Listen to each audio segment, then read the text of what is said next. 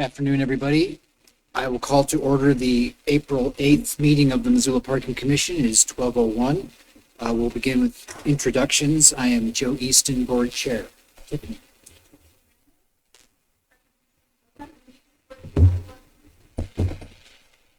Tiffany Brander, Parking Commission Board Member.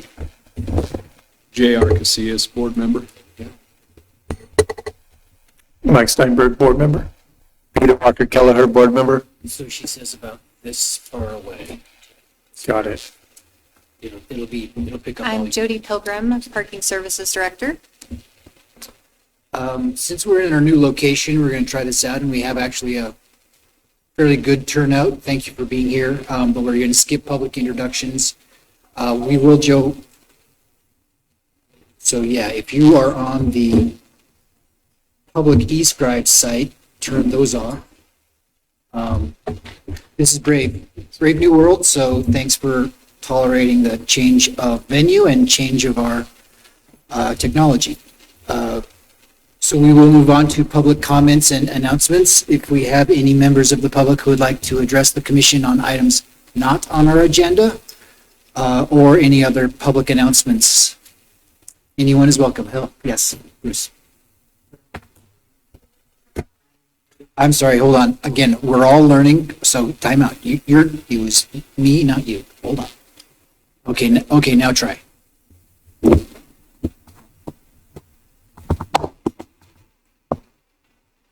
Okay, yeah, very good. Yeah. Okay. Chairman Easton and board members, my name is Bruce Bugby from the Millennium Building Condominium Association. I just wanted to follow up on your decision last month on the Bank Street parking lot. Thank you for taking that step. And if only that's the last thing that has to be done. Yeah. I somehow doubt that's the case, but if there's anything that I can do in support of your steps forward, I'm happy to do it. Thank you. Yes, no, we appreciate you and your association's participation in this, and yes, I'm sure we'll have other decisions and other information to share. Thank you. Thank you.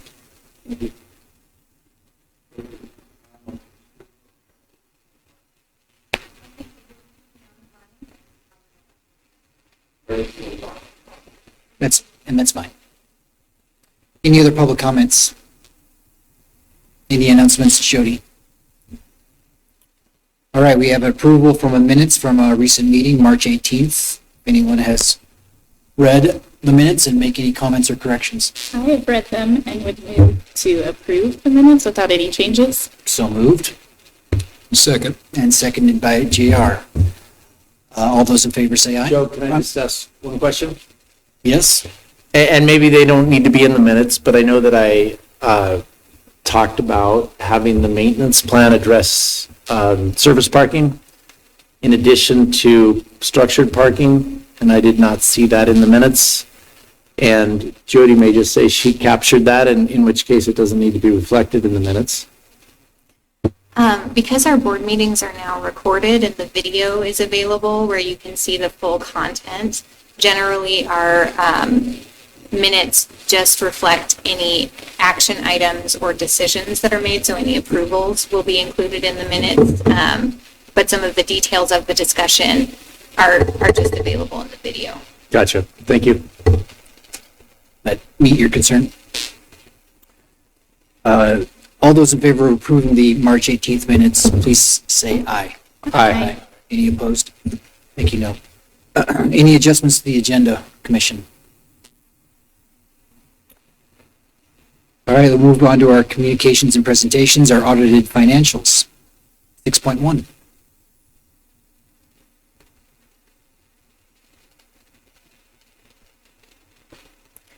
Judy, did you want me to introduce myself? Oh. Yes, Janine, Again, please do thank you. introduce yourself, and then let me know if you need me to share your presentation or if you will be able to share your presentation. I was waiting for someone to come up to the microphone. So. All right. Yeah. Yes, please go Hello, ahead. everyone. I can definitely share, no problem. Get the right screen. Hopefully everyone can hear me okay, and you can see my screen. Yes, please, thank you. Right. Well, thank you for having us today, and it sounds like an exciting day to be part of this new technology. But we are the external auditors, I Bailey, and we are here to present your fiscal year 2024 audit for the Missoula Parking Commission. My name is Janine Hathcock. I am the partner on the engagement, and with me today is Jill Morosco, who is the manager on the engagement. And this is our first year of auditing the Parking Commission. We put together an agenda here to go through with you all. We will start with our financial statement audit, followed by our internal control and compliance report, and then we will conclude with our required communications by our professional standards. But before we jump into this, I first want to thank Jody and her team and their dedication to making this first year audit a success. It's not easy to have new auditors come in and upend your life for the few weeks that we are in auditing. So we just appreciate that dedication, Jody. Like I said, it's not always easy, and this was a very smooth process in our opinion. So thank you. All right, so I'm going to take you to the financial statements. That is where you can find our audit opinion. It can be found on page 5 of the PDF if for those of you who are following along. But the opinion is what you all pay us for and what you want us to do. So we start that off front and center. The first paragraph of the opinion discusses what was audited. So we have audited the financial statements of your business type activities for Missoula Parking Commission. And then the second paragraph is the opinion itself. It is a clean, unmodified opinion. It is the best opinion you can get. So we state in that paragraph, in our opinion, your financial statements are presented fairly in all material respects in accordance with accounting principles generally accepted in the United States. And then any other audit firm that was given the same set of records as we were given would come to that same conclusion. And we can say that because of paragraph 3. And that is the basis for our opinion. And basically here we say that we have followed all of our applicable required auditing standards. We were independent of the Parking Commission, and we met all of our ethical requirements and responsibilities. And then the fourth paragraph, it begins on page 1 of the opinion and it continues on to page 2, but it is a breakdown of management's responsibilities for the audit. And management is basically responsible for the fair presentation of the financial statements that you have in front of you.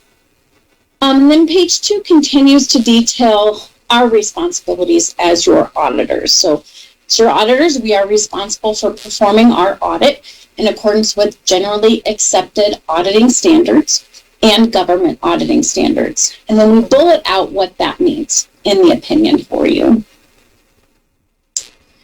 And then the third and fourth pages of the opinion discuss other matters. So the Parking Commission has additional information in their financial statements other than just the basics financial statements. So that's what these paragraphs are going to go through. So in your financial statements, you have required supplementary information. It is required by the Government Accounting Standards Board. This is going to be things like your management's discussion and analysis and your pension and your OPEB schedules. They're required by the Accounting Standards Board, but we apply such limited procedures over that. They are not audited schedules, so there is no opinion over those schedules. Now, you also have supplementary information in your financial statements, and this is going to include your schedule of coverage for the 2014 bonds. Now, here we do certain limited procedures to where we can provide to you what we call an in relation to opinion. So we do enough over that schedule to say that this information presented here is materially correct in relation to the basic financial statements as a whole. And then the very last paragraph on page 4 discusses some other reporting. Now, this paragraph basically says that we issue a separate report in relation to the commission's internal control over financial reporting and on our testing of compliance as required by our government auditing standards. And we're going to get to that here in just a little more detail in just a bit. All right, so that takes care of the opinion. The next couple of slides discuss just some high-level financial results for the Parking Commission.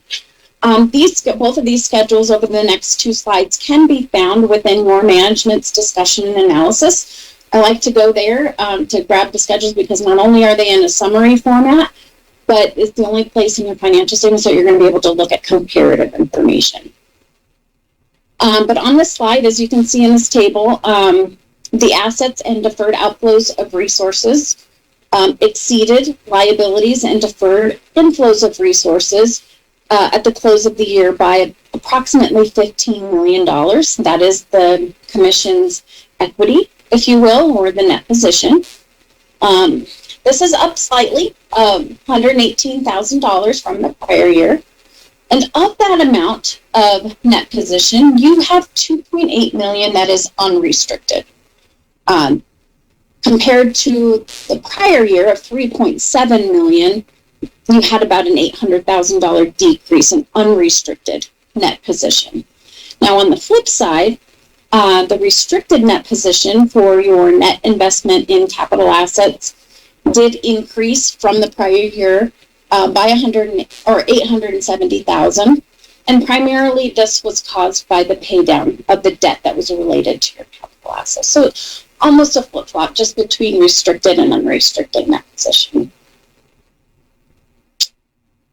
All right, so changes in net position are presented on this slide. Essentially, this is kind of like the income statement. And you can see on the top line, operating revenue at a very high level remained relatively the same as the prior year. But this line item is actually composed of three different types of revenue, if you will. You've got short-term parking revenue, long-term parking revenue, and parking fines all in this one line item. So I wanted to kind of give you a little more detail on what happened with those three different streams. So for your short-term parking revenue, it did decrease by approximately $38,000 compared to the prior year. And primarily this was because of the completion of a major construction project that required use of many lease spaces in your Riverside lot. So the construction project was completed in fiscal year 23. And so throughout fiscal year 23, the commission was receiving those revenues from the contractor for use of those spaces and did not continue into fiscal year 24. So that was the cause of the decrease. For your long-term parking revenue, it did increase approximately $100,000 from fiscal year 23. And this really is primarily due to management in the commission just continuing to obtain relevant data for the long-term leased lots, and they were able to make some operational adjustments. So, for example, what I mean here is in the current year, the commission looked at some canceled leases and were able to sell them back to customers that were on waiting lists to still continue that revenue stream. So that did result in an increase in the long-term parking revenue. So very smart fiscally managed area of your revenues there. And then finally, in this operating revenue line, you've got fine revenue. It did decrease from fiscal year 23 by about $63,000. We looked at the number of tickets that were issued. There were about approximately 35,000 tickets issued in fiscal year 24, which was a decrease of about 9,000 tickets from the prior year. And in fiscal year 24, approximately 43% of all those tickets issued were first meter and first overtime tickets, so they had the carrying value of a $0 fine. So that was the reason that you had a decrease in that revenue line. But essentially, that's how you kind of get to that relatively flat change in your operating revenues from fiscal year 23. And then finally, you can see your operating expenses. They did increase in fiscal year 23 by about $218,000, primarily due to an increase in personnel expense. We're seeing that all across the country. And then about the middle of the slide there, you can see your non-operating revenue and expense. The net was relatively flat during 2024. All right, so on this slide, I just highlight a few of the notes that, your financial statements include many more notes than this. But in your financial statements, you have the 4 notes that we like to highlight the importance because we believe they're important to the users of your financial statements. And the first one is the significant accounting policies you can find in your footnote 1. Your retirement plans are in footnote 8. Your OPEB or your other post-employment benefits are in note 9. And I see I have an error here. Your risk management note is actually in note 10, not note 9. So if you were going to read any of the notes in your financial statements, these would be the 4 that we would suggest you read in detail. This slide just discusses the state of Montana compliance. We let you know that we did review the sections 7 through 14 of parts 46 and 47 of Montana law related to the parking commissions. We pulled the various laws and looked at it for compliance, and based on our procedures performed, we don't have any non-compliance to report to you. Oops, excuse me. This final slide, before we get into some questions, if you have any, this slide is just the summary of upcoming accounting standards that may impact the commission for their financial reporting over the next couple of years. The most significant impact is probably going to be the compensated absences there, and then maybe a moderate impact for financial reporting on model improvements and the disclosures of certain capital assets. So before we get into our other 2 agenda items, I wanted to pause to see if anyone had any questions for me.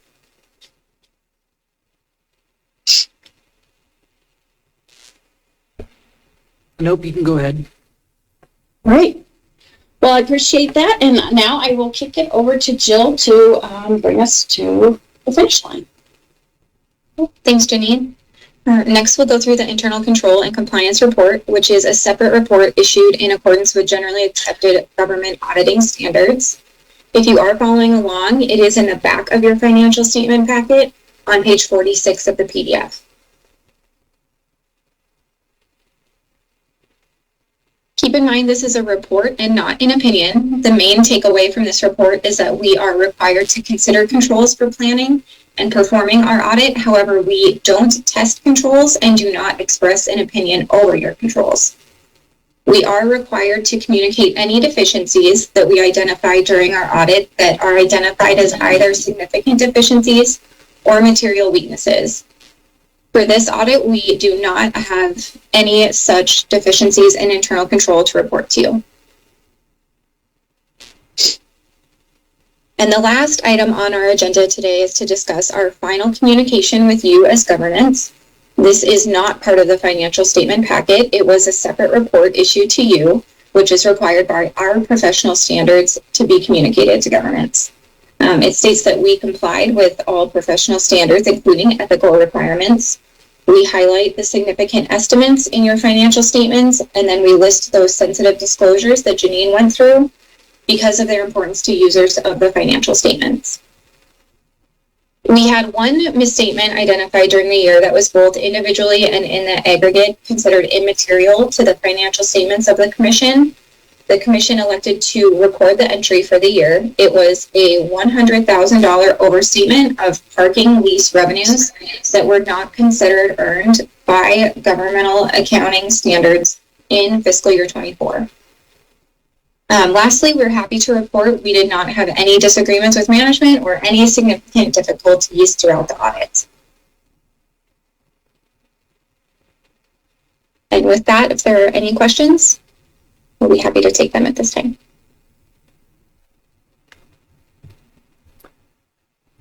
No, thank you. Thank you for the presentation, and staff, thank you for your cooperation to the audit. Thank you for diving into your first year, and we look forward to next year.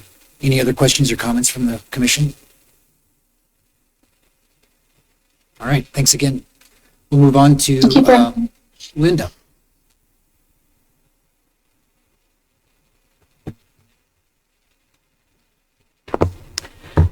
Good afternoon. I am Linda McCarthy with the Downtown Missoula Partnership. As you know, we operate 3 distinct organizations under the partnership. The Missoula Downtown Association, the Missoula Downtown Foundation, and the Downtown Business Improvement District. I am here today on behalf of the BID to seek your continued support of our downtown policing program. The BID is funded by downtown property owners who pay annual assessments for common area maintenance and management. Clean and safe programming and economic vitality are our 3 primary things that we focus on. And, we have city police that patrol all of downtown, but our downtown community is asking for a higher level of service from our policing because we have a higher level of activities and people who enjoy our vibrant city center. We have had dedicated downtown policing since 2010, and the Missoula Parking Commission has been a supporter and a partner in that program since 2012. Additionally, Mountain Line also provides partnership support as well. In your packet today, you have a letter from us regarding the program and a request today to support this program at a level of $15,000 per officer per year for the next fiscal year. Much like the Parking Commission, the BID operates on the fiscal year, and this is a contract that we renew annually with the Missoula Police Department. You can also see in the letter that we've provided some data that tells you a little bit about what our officers are doing. So since July 1 of 2024, they have logged over 5,500 activities within the district. That's all types of engagements and includes, connecting with business owners and employees, providing citizen support for inquiries, extra patrols throughout downtown and particularly in the garages. You'll also see that those extra patrols were counted at 241 in the parking structures. And, our downtown community is in a better place today than it was 10 years ago. People definitely feel much safer than they have in the past. And what we have with this program is 2 full-time dedicated police officers that patrol downtown 7 days a week. So we have a dedicated officer downtown every single day, except when one of them's on vacation. But it's a relatively affordable program because we share resources. That said, policing is not cheap. We are looking at significant increases this year due to the collective bargaining agreement. The police department for the last couple of years has had a community policing grant to help cover some of the costs, and we do cost share. But that grant has termed out and we do not have another replacement. So this is an increase in the funding request from the previous year, but it is $15,000 per officer. So with that, I'll pause and take questions. Yes, Peter. Linda, thank you for being here. You said it was an increase compared to last year. What was the contribution from the Parking Commission last year? Total. Total. And now it's 15,000 times 2 is Yes. the request? Yes.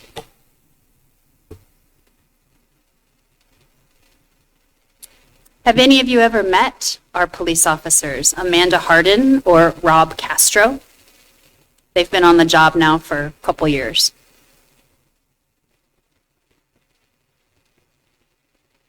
Yes, Tiffany.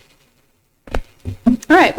Well, that ends my. Can I ask just one Tiffany? question? Sorry. Could you clarify for the responses to the parking garages, were those based on calls or just going through, or does it include both? It includes both. So it is, extra patrol. We do patrol all of the garages and the transfer center as well as our parks on a regular basis because those are public spaces where people tend to hang out.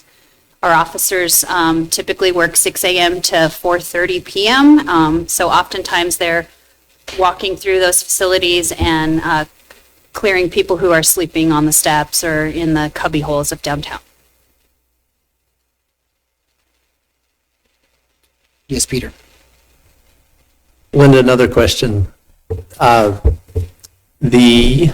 We are one of several people or several entities that help fund this needed service for our downtown community. Can you tell us about the overall funding amount last year versus this year? And then the request for this parking commission is going from 15,000 to 30,000. Yeah. Can you explain, maybe just in terms of an equitable increase across the various contributors? Just give us a little more context there. Sure. So it's a one-year agreement, and our cost is going from $81,000 a year to $157,000 a year. And a lot of that is related to, again, the collective bargaining agreement. And then also it's related to the loss of the community policing grant, which is termed out. The program is not sustainable from the BID's perspective at that amount. And in addition to the Parking Commission, Mountain Line is also a significant partner in the program. And so that request is also going up. Those are equal requests. We also will be speaking with city leadership about potential other funding sources. But we don't have a grant, and the CBA is going to arbitration in September.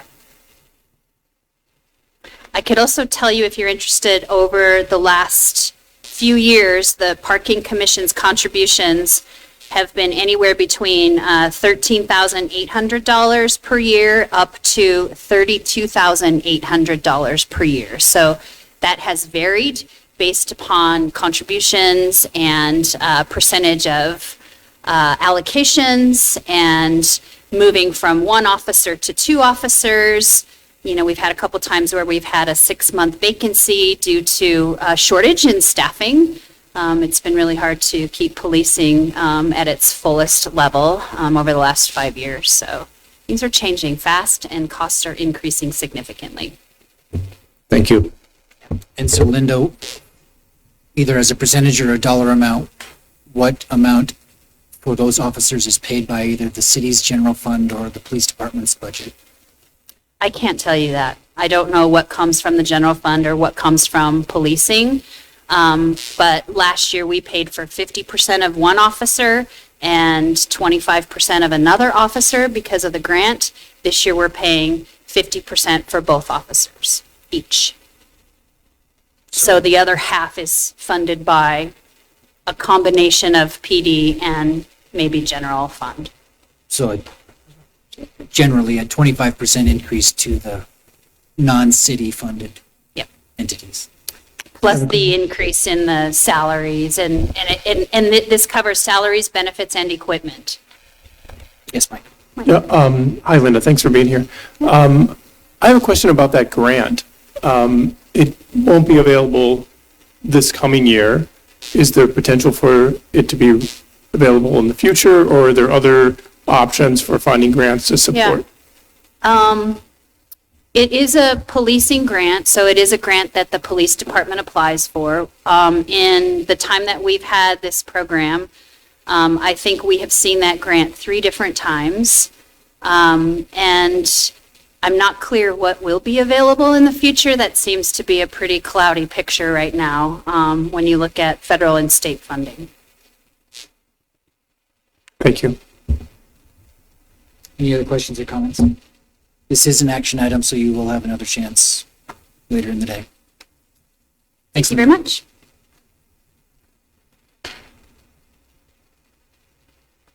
Financial statement. Jody, did you want me to share those on the screen or do you have it?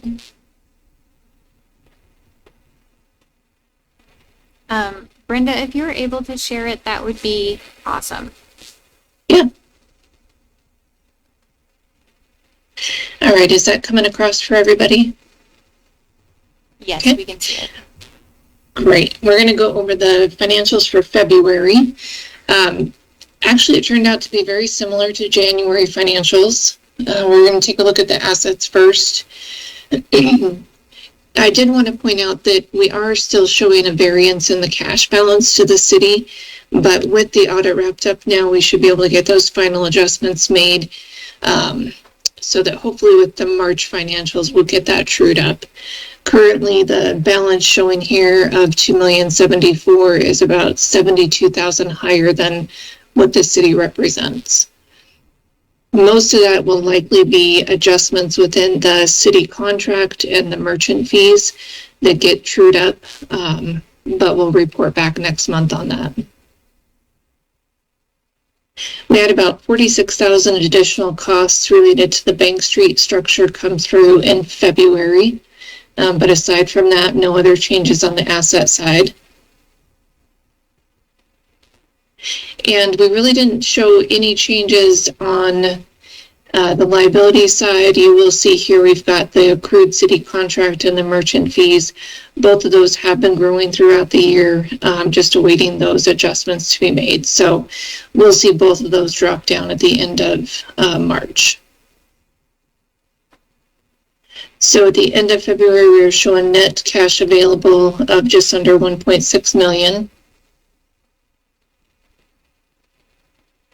And then looking at the revenue, February was very close to last February. So the revenue this year was within 4,000 of last year, and expenses were within 1,500 of last year.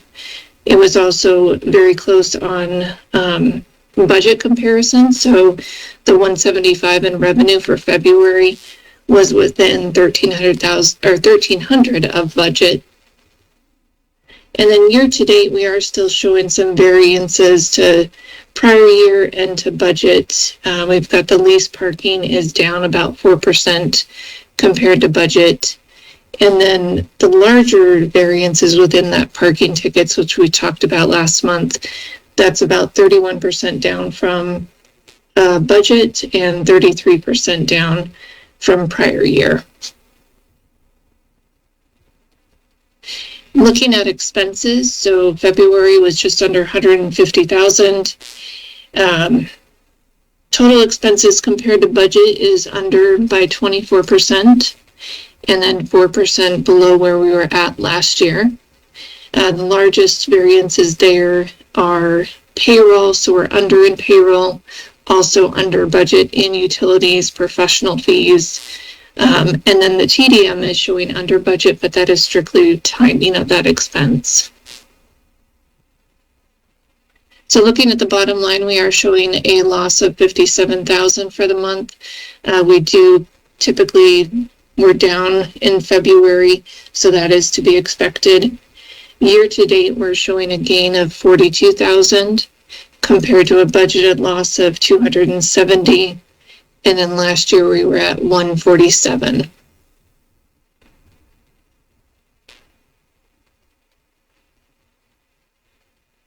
And no big variances this month on the top 10 revenue and expense accounts.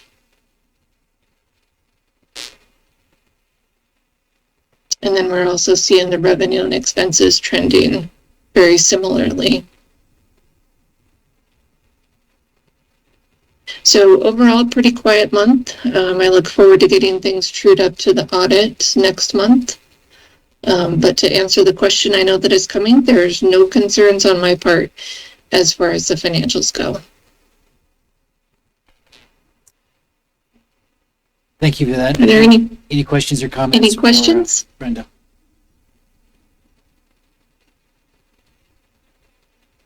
Okay, Brent, thank you. Oh, Yeah, thank you. Sorry, hold on. Time out. Brenda, I do have one question, and it Yes. won't be the standard one. Thank you for preempting that one. You referenced that we talked last month about declining revenue from, I believe it was for metered parking. Can you remind us what the rationale was there, or primary contributor? I think it's fines. It was actually in parking tickets, so parking tickets are down this year. And do we have a theory as to why? I do have a theory as to why. In the months of January and February, can you hear? Yeah. I think it's on. It's got the green light. I'll just talk louder. In January and February, several of our enforcement scooters were not functioning in the cold weather, and we had trouble getting them repaired in a timely fashion. So many of our officers were working on foot during those 2 months, which just makes it a lot less efficient and to issue tickets. And so they just weren't able to cover their areas the way that they're usually able to. Got it, thank you. Anything else for Brenda? Okay, Brenda, thank you. Thank you. Director's report, Jody.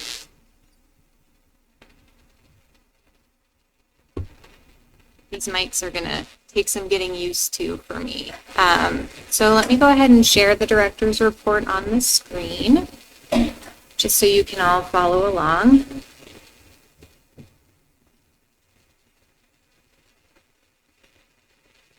Okay, first I want to talk about Bank Street. We heard from Bruce earlier about the approval we had in our last board meeting to move forward with finalizing our designs for the Bank Street repair.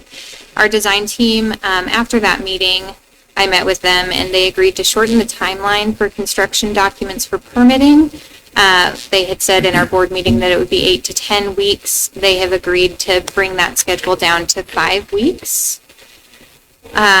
We have a meeting this week. Well, so when I wrote this director's report, the meeting was upcoming, but we actually had a meeting this morning with the building and permitting office to discuss which parts of our repair could be considered maintenance and which parts will require permit and review. And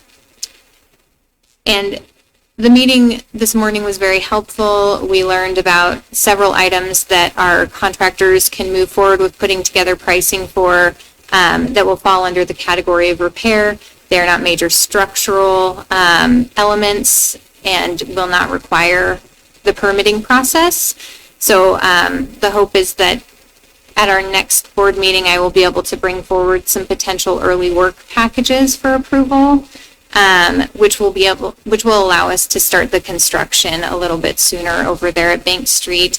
The reason why we're interested in starting construction sooner is that the traffic coating membrane that we need to put down over the structure after all of the repair work is done to help prevent future water intrusion needs to be applied under certain weather conditions, and it just needs to happen before it's too cold. So our contractors would prefer to have that membrane laid down by October, and early work packages could help us meet that deadline. We have continued to do preparatory work while we're waiting to figure out the construction documents and permitting. This included an investigation of our sand oil separator, which is the tank that filters runoff from the structure. And we had a pretty good investigation of that. Pictures and videos are being reviewed by WGM Group on our design team for their recommendation as to level of repair or need for any repair.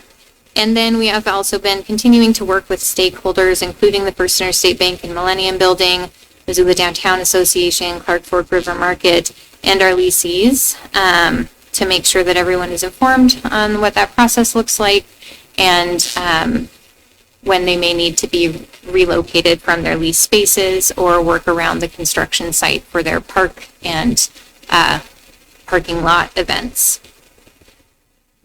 Next, for our garage maintenance planning consultation, we have selected a consultant. We received 3 estimates for that consulting service, and we are working on getting a finalized proposal signed for them, and then scheduling the conditions assessment for our garages and lots.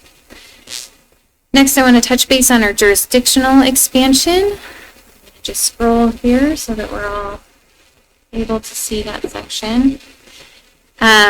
In the last week of March and the first week of April, I was able to meet with the Riverfront Neighborhood Council and Heart of Missoula Neighborhood Council and the University Neighborhood Council to share with them our progress toward expansion into the Hip Strip District. We are on the Public Works and Mobility City Council Committee schedule for Wednesday, April 9th, so that's tomorrow, to present the amended ordinance language for Ordinance 1022-240 that our board approved last meeting. If the ordinance amendment is approved by council, it goes into effect after 30 days. During those 30 days, we will be posting the Hip Strip expansion map that we had looked at back in October here onto an Engage Missoula page for people to see the data we've collected and for them to comment on. We will be attending the same neighborhood council meetings and additional meetings with residents and businesses in the Hip Strip to continue engagement and education about expansion. We will then bring the map and a resolution for expansion back to the board for approval, back to this board first. And if this board approves, that resolution would then be brought to council, opening up a public hearing and subsequent council decision for or against expansion of our jurisdiction. Just had our financial report from Brenda. Thank you, Brenda. And we had our presentation from Linda McCarthy at the Downtown Association. All I have to add to that is that we have been partners with the BID for many years, supporting this officer position. And during our action items, staff will be recommending that the board approve this funding request.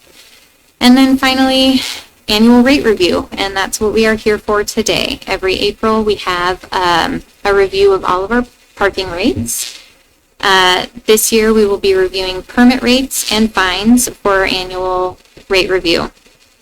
I just wanted to touch base really quick because last year was my first year being in charge of the rate review, and we struggled with getting communication out to the public that we were having that review. So this year, I just wanted to let the board know that in order to improve that communication, we sent out notices to not only our lease parking, our leaseholders, but we also sent out notices to anyone who purchased a residential parking permit in the residential zone so that they were aware this increase was coming up.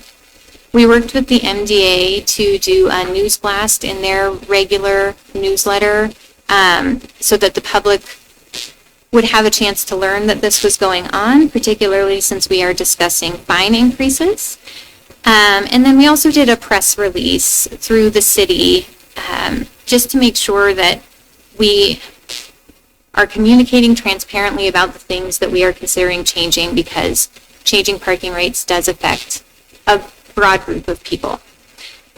So for our rate review, the board will make the final decision today, possibly, on increasing rates in our leased parking areas and in the RPP area. Any approvals that are made today do not go into effect immediately. They would go into effect for the next fiscal year's permits, which would be on July 1st. In addition to those rates, we will be looking at our fine rates. Our fines have not increased since 2012. So they've been the same for a long time, and we'll talk about what that means in the actual action item. But what I want to make clear here is that our board can make a decision to recommend a fine increase to City Council. And so if they approve fine increases today, there's still another step in that process. And those fine increases will then be presented to City Council for their consideration, another public hearing, and potential approval. That is all I have for my director's report. Questions for Jody?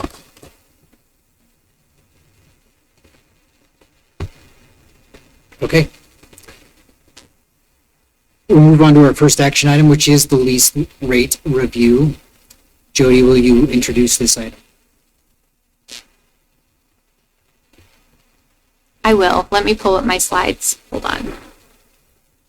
As she's doing that, Joe, just so you're aware, we do have some members of the public present that will probably have questions. Thanks.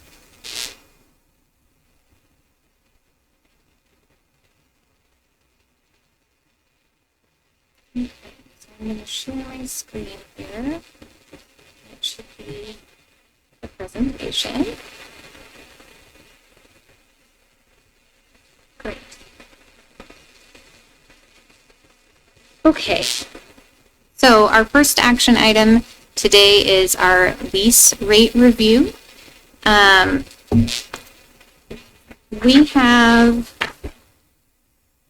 There are different reasons to increase rates or fines. The problem we are trying to address when we increase lease rates is to be able to support more users and improve utilization of our lease assets. Rates are one tool that the Parking Commission has to manage demands in our lease lots, but it's not the only tool. Our parking plan, which was adopted in June of 2024, recommended an increase to lease rates of 10% each year for 3 years. What we were seeing that informed this recommendation was that our current lease rates were low compared to other communities of our size, and in our high demand areas where we were sold or even oversold, we had wait lists that go back years coupled with low utilization, which is an indication that people were paying for lease spaces that they weren't using. Last year, the board approved the 10% recommended increase in lease areas that were 100% sold or oversold and where we had a wait list. This resulted in 3 people choosing to cancel their leases due to the rate increase. In the areas that did not have wait lists, rates were not increased. During last year's rate review, we were also asked to work toward the parking plan recommendation to oversell leases by 10% across all of our lease areas. Even with the rate increase that was approved last year, we were able to reach this 10% oversold goal.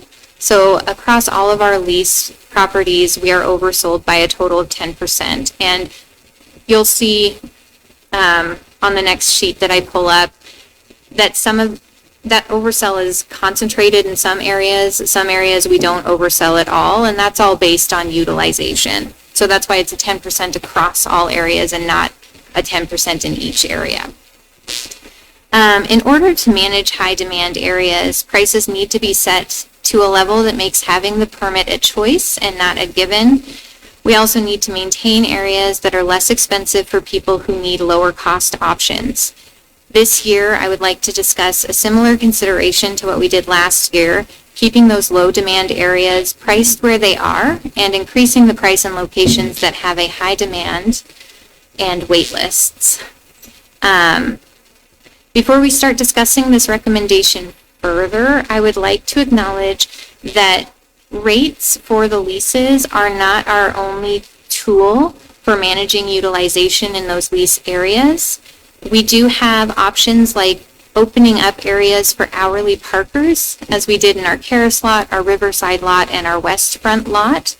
Those were areas where we were seeing low utilization, even though, well, for Karis and Riverside, they were leased to capacity.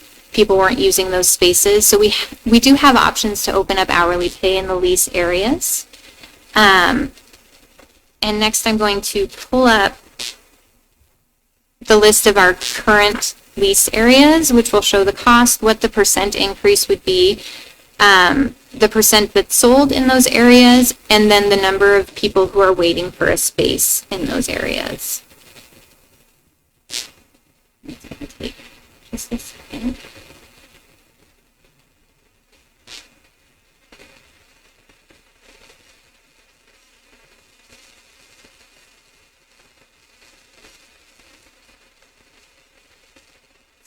Juggling a couple of things here.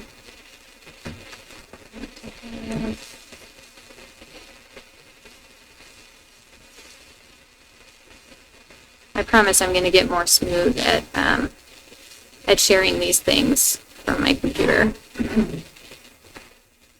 All right.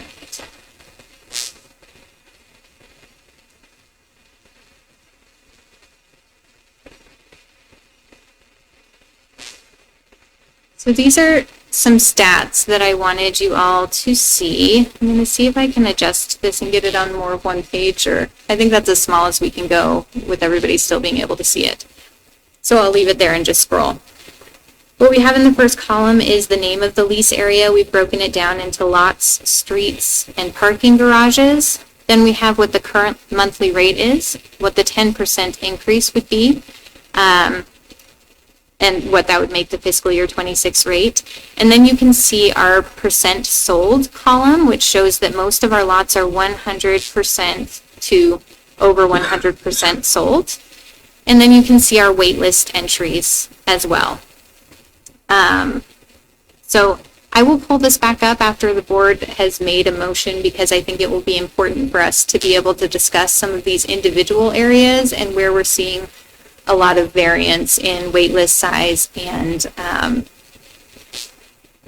percent sold. But I can point out right now that there are 4 spots highlighted in orange that are not currently sold to capacity and that also have 0 people on the wait list. So the demand in those areas is very low. And if the board increases rates in some of these other areas, these lower cost options might be more appealing to people to leave them as they are. We're going to stop sharing that. We're going to go back to our slides.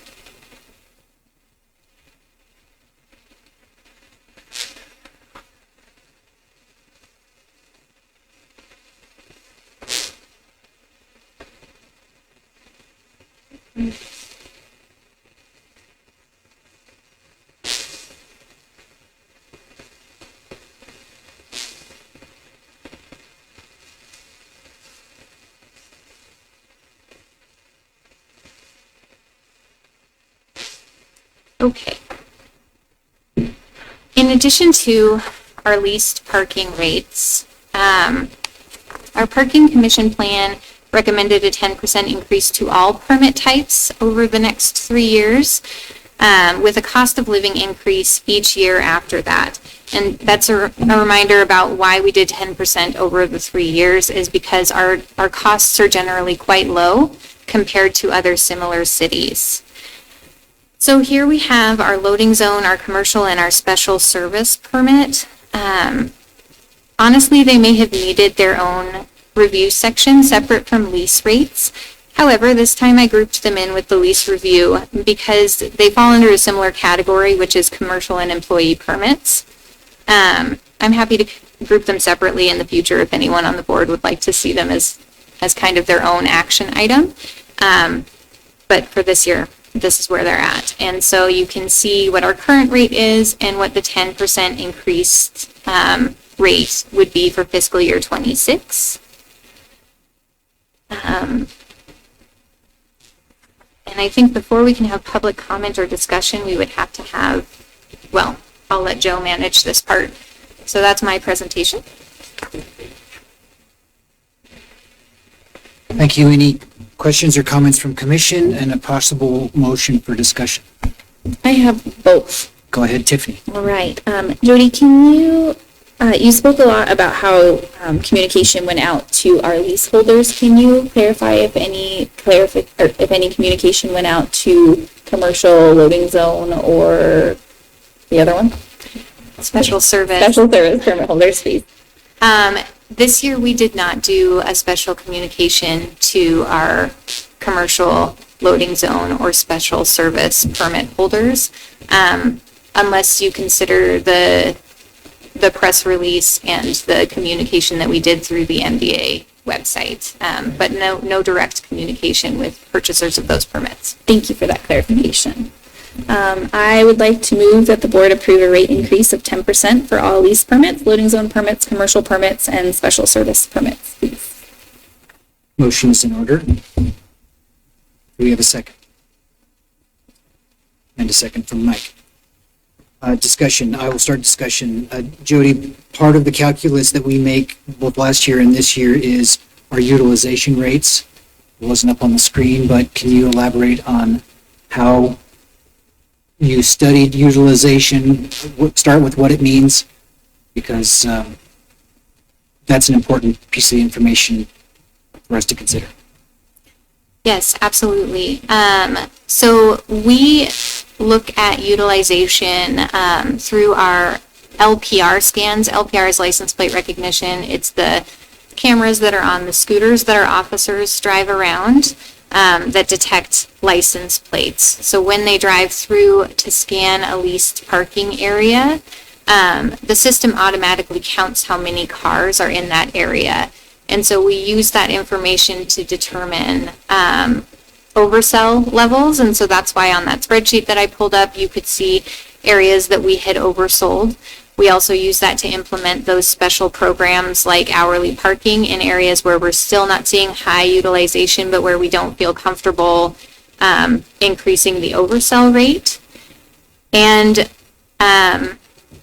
we collect that data, well, we compile that data monthly and review it, and then make internal decisions about where we can and cannot oversell. We also think that the anecdotal information is very important when it comes to utilization. So we have a tracker in our office after we started doing these oversells and underutilized areas, where we track if we're receiving complaints from leaseholders that they are unable to find a parking spot, because the data doesn't always paint a full picture of utilization. It gives us a number that feels pretty good and comfortable, but people's experience is also important. And I apologize that I didn't include that data. I'd be happy to send it on to the board. You might look and see if you have it on your laptop, and maybe have it available if other wants to see it. Yeah. So perhaps I missed it, but what % utilization in general do the industry standard or we as a commission have looked at in the past to oversell a certain lot? If a lot is under 80% utilized most of the time, that indicates that we can oversell it or open up new permit options. So how many of our lots right now are over 80% utilized? Our Kiwanis lot and our East Main lot, 2 of them. And our Greyhound lot and our Midtown lot are really, Midtown lot is over 80%. So those 3 big ones are over 80%, and then the Greyhound lot hangs out around like 78%. So only 2 of our lots that we're considering today are over 80% utilized. 3 of them, Kiwanis, Midtown, and East Main lot. And they're oversold as well. Midtown is sold to 100%, just because there's so few spaces in that one, we don't feel comfortable overselling it, and it is almost always full. It's right in the middle of town. Other questions or comments?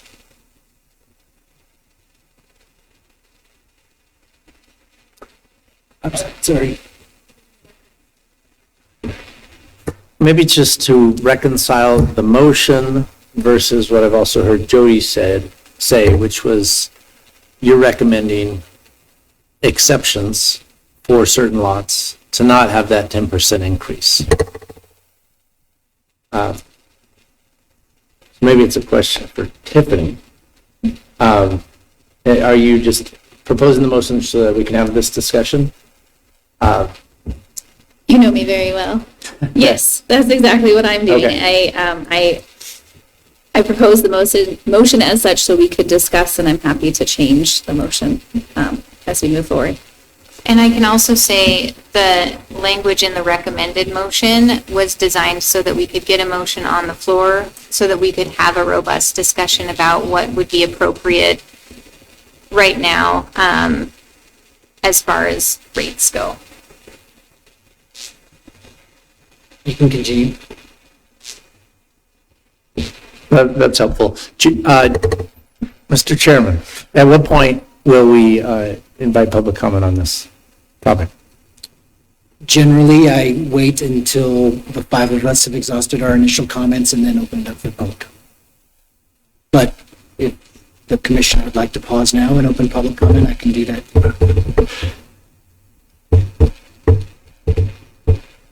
I know that I'm eager to hear the public comment, All right, any so I could pause. objections to opening up public comment now? It doesn't mean that this is your only opportunity, public, to comment. I just want to manage the microphone flow. Any concerns, Bob? I actually just have one question. We're talking about tying this to utilization rates. Was there a recommendation in the parking plan for that, like to look at each one separately in the utilization in connection with the rate increases? Is that in the plan as well? So the I can't plan remember. outlined KPIs, which is a key performance indicator, and that's where we get that number for 80% Okay. utilization, being kind of the starting point for a full.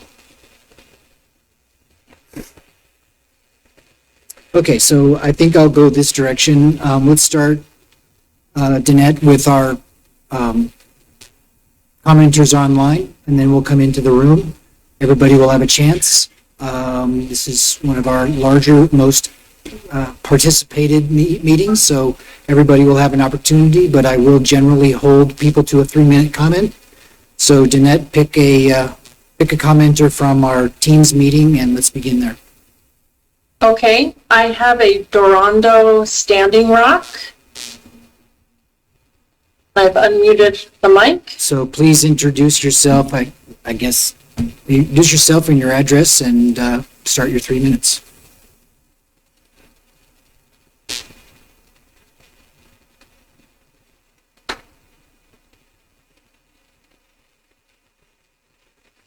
Hello, sorry, I was just listening and I didn't have no comment. Okay, thank you for participating.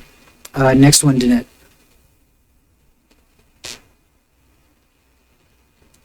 Okay, we have.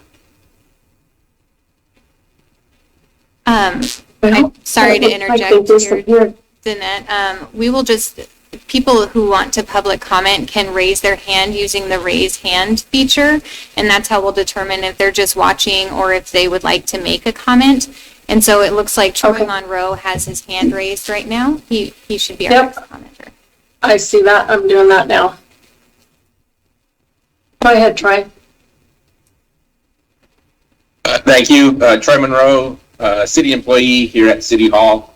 I don't know where to begin on my comments. Just seeing the initial rate increase was one thing, but hearing Jody's explanations for why may justify it. Just to be on my soapbox, I don't like the fact that as city and county employees, we have to pay to park in general, especially when our counterparts also have city provided service lots that they don't have to be paid to. So that's just one thing to add to it. But the fact that we are doing 30% increases over 30 years, is way above our pay increase percentages, way above the rate of inflation. So I just wanted to give those statements. Thank you, Troy.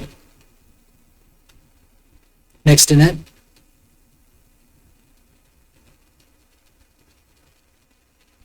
It does not appear we have anybody else at this moment. Okay, those in the room, you're up. Anybody can walk up. And we are going to talk later about parking fines, so this is just the lease rate discussion.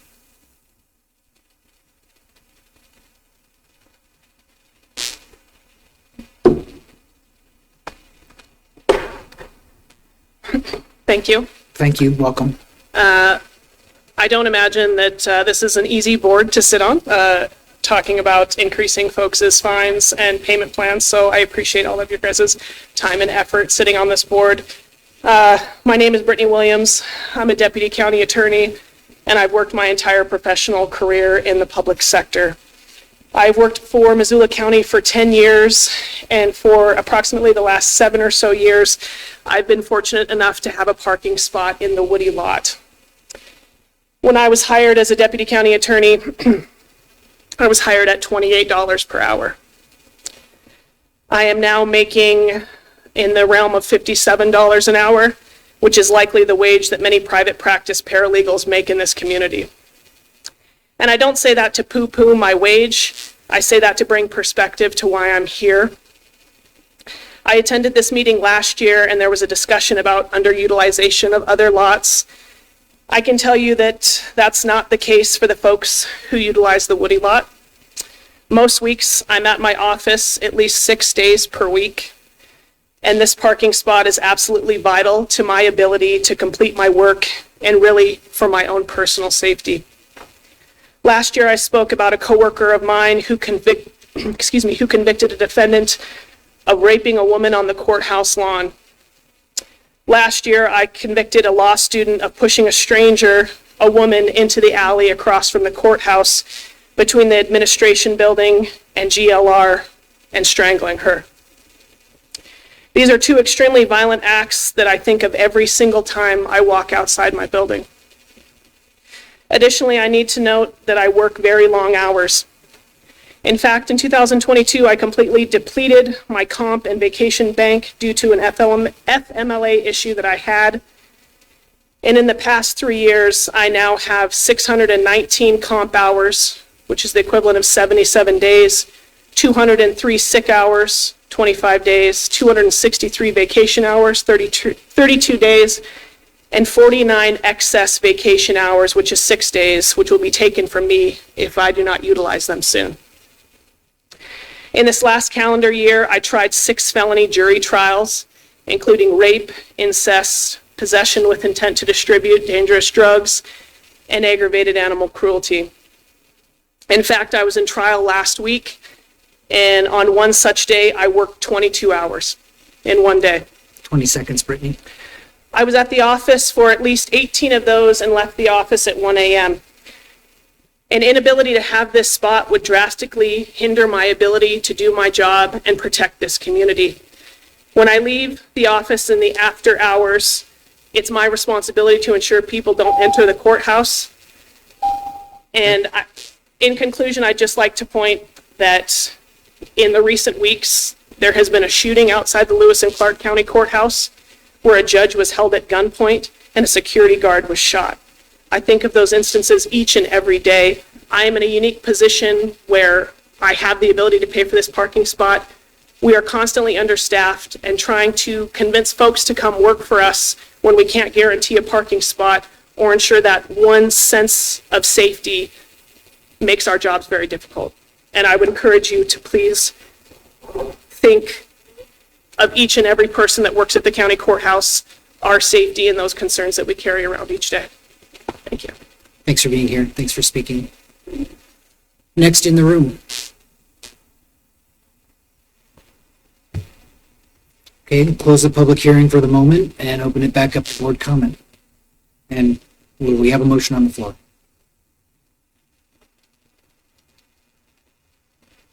I have a comment and recommended amendment. I think in economic terms, this is an elastic asset, and we do have the ability to review our parking plan in the context of macro and micro conditions. For me, what drives it most is what we started to look at through our parking plan, which was utilization and oversell rates. We are meeting our goals to oversell our lots, meaning more people have the ability to park in our lots across our jurisdiction, across our lots. Our utilization from lot to lot continues to be, however, low. So people owning permits aren't using them as often as we want, or we would hope that they would, because we have a very expensive, large public asset that is in place to support our mission and support the goals of Downtown Association and City Hall and County Courthouse, etc. We want people to come downtown. We want access to parking, and we want people to use the assets that their commission has and cities before them has provided. I'm inclined today to support a motion that increases the rates that meet those thresholds of utilization and oversell. For me, that implies that a lot is oversold, meaning there are more people that have access to that lot, and people are using that lot more. So that is another term, a more highly sought after asset and more valuable and worthy, in my opinion, of an increase. Those lots in our portfolio that are still may be oversold or may still have permits that could be sold but are still not being used, I still want to encourage more permits to be sold and more people to use those lots. The other part of this calculus is our wait list. We do have some lots where we have a significant wait list. That means competition for those spots. Could we triple the value of these permits and end the wait list, vacate the wait list? Probably not. But is there an increase that is economically justifiable based on the asset that we have? Yes, in my opinion. And what it means for the commission is not negligible, but it also isn't going to make or break a financial year for us. As you saw, our recent financial performance and then our audited performance, we are doing very well due to the skill of our management, direction of the commission, and support of the downtown community. So this isn't, in my opinion, not a goal of us to make or break our financial year by this increase.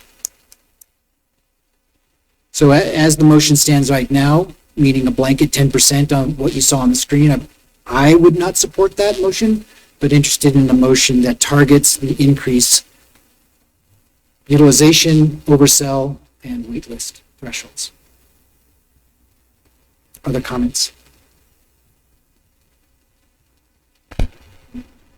Jody, I think it could be helpful if we could see your chart again to better understand all of the items that Joe's speaking of. Thank you.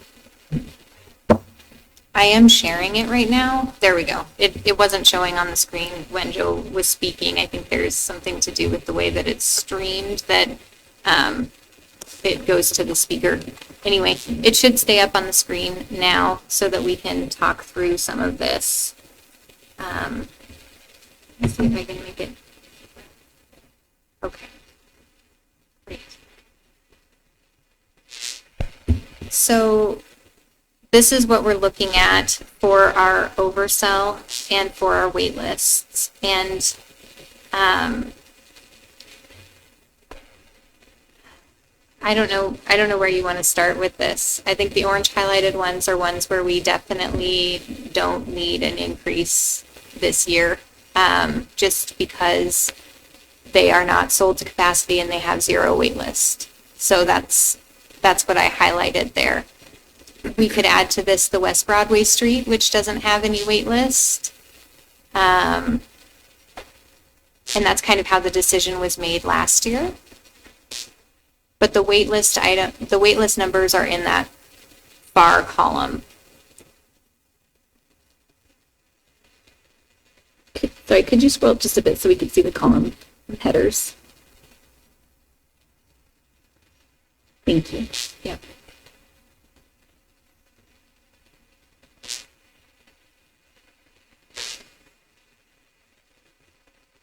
And say again the names of the lots that are at 80% plus utilization. Yep. We have, I wonder if I can just highlight them in real time here. We have our Midtown lot. We have our Kiwanis lot.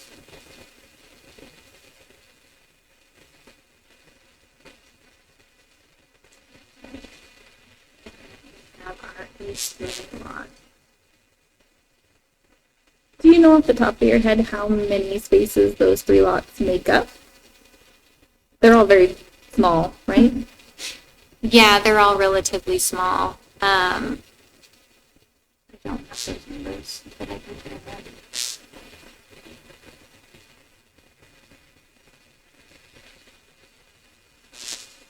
Okay. I don't know if I move away from the screen if it will change for you guys. Yeah, I don't want to do that. Maybe go back to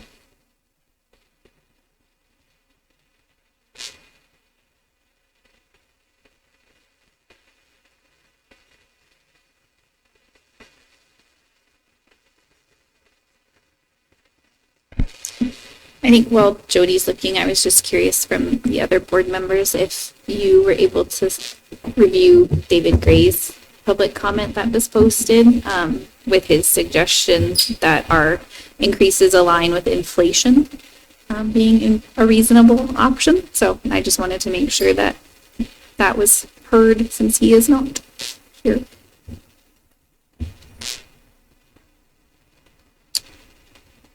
We can continue discussion while she's finding that. Any other questions or comments? Yes, Peter. I sense a welcome or opening to changing the motion.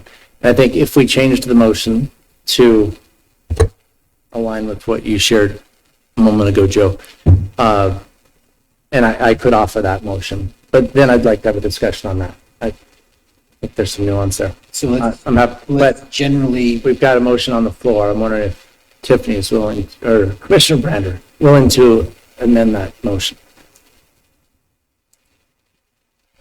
I go one of two ways. Tiffany can make a friendly amendment on her own motion, or you can make a motion to amend.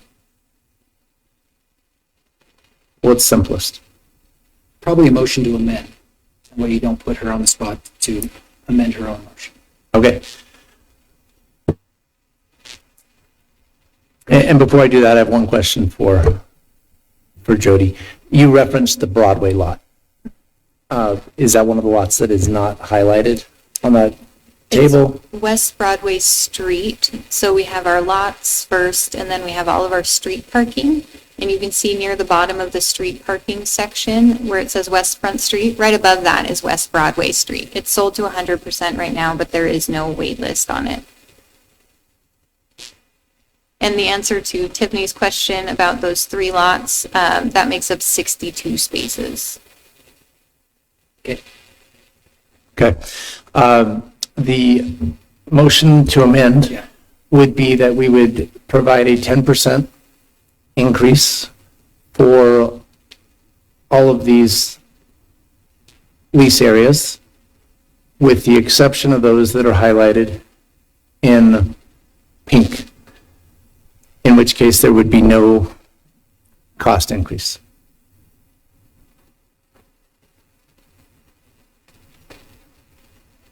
Do you want to add West Broadway Street to that? I can highlight it right now. No, I don't, and I can speak to that, which is just that there is no waiting list, so I think I'd rather see a waiting list before we increase. Okay. Yep. I think I heard your amendment motion correctly, so before I comment, is there a second? I will second. Okay. Did I hear your amendment correctly that you want to raise the highlighted lots by 10%? In my opinion, that's the opposite of what I was advocating for. I want to raise the 3 highlighted lots by 10% that are oversold, that are high utilization, and have a waiting list. Those are the highest in demand lots. I'm trying. It's not up there. So Mary put it up there for us. So what Peter was saying, and correct me if I'm wrong, Peter, is the ones that are highlighted in pink. And I think you're talking about the ones that we just highlighted in yellow. Yes. So your motion is everything but the West Front, East Alder, Owen, and West Front. Gets a 10% raise. Correct. Okay. Motion to amend is in order, and it has been seconded. Any discussion on the amendment? Public comment on the amendment? Yes. I'll provide some comments, and I want to say that certainly am appreciative of Ms. Williams' service to the community who spoke, and I'm sure there are other individuals in a similar plight. I know that in terms of setting policy rates across the board, unfortunately, we are not going to be able to address every circumstance. In terms of those that spoke for both a person online, excuse me, as well as a letter that we received advocating for something that kept pace with inflation. I think the rationale for the 10% increase 3 successive years was well articulated in the plan that we adopted a year ago. We have rates that are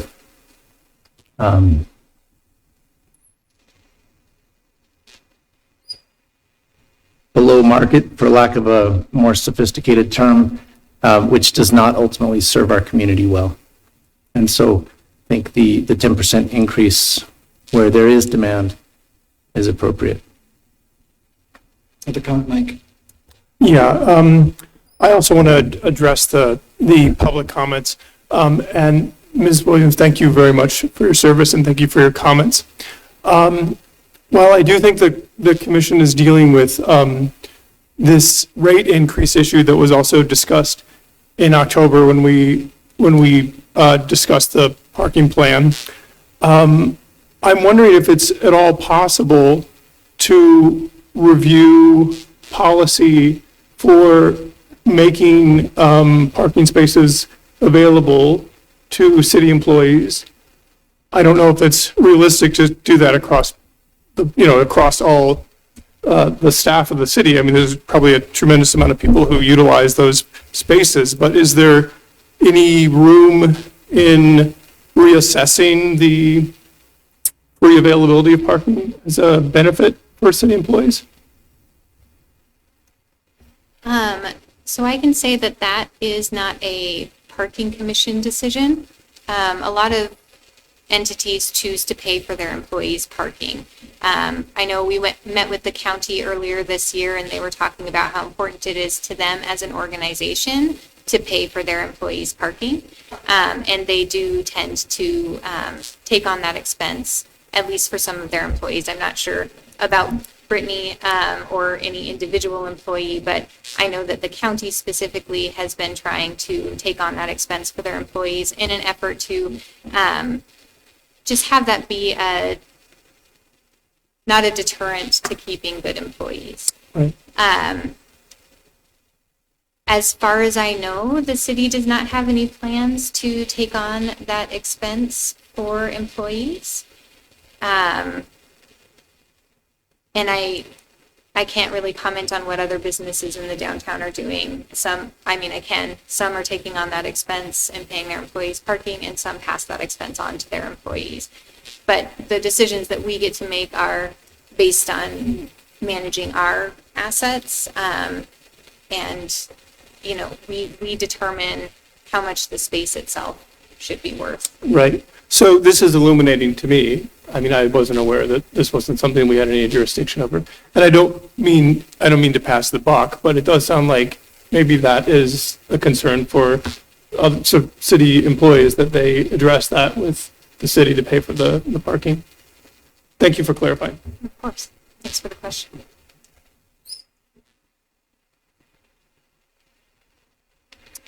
This amendment to the motion did not meet my initial goals, which is I would rather minimize the wait list, add more people that have parking. I would rather oversell more, drive utilization percentages higher. If revenue generation for the commission is part of the calculus, then I'd rather oversell and drive more use to the lots and strike names off the wait list than add 10% onto all but 4 lots. So I'm going to vote against it just because I would rather see the market represented in oversale and wait list numbers and utilization rather than a cost increase without context.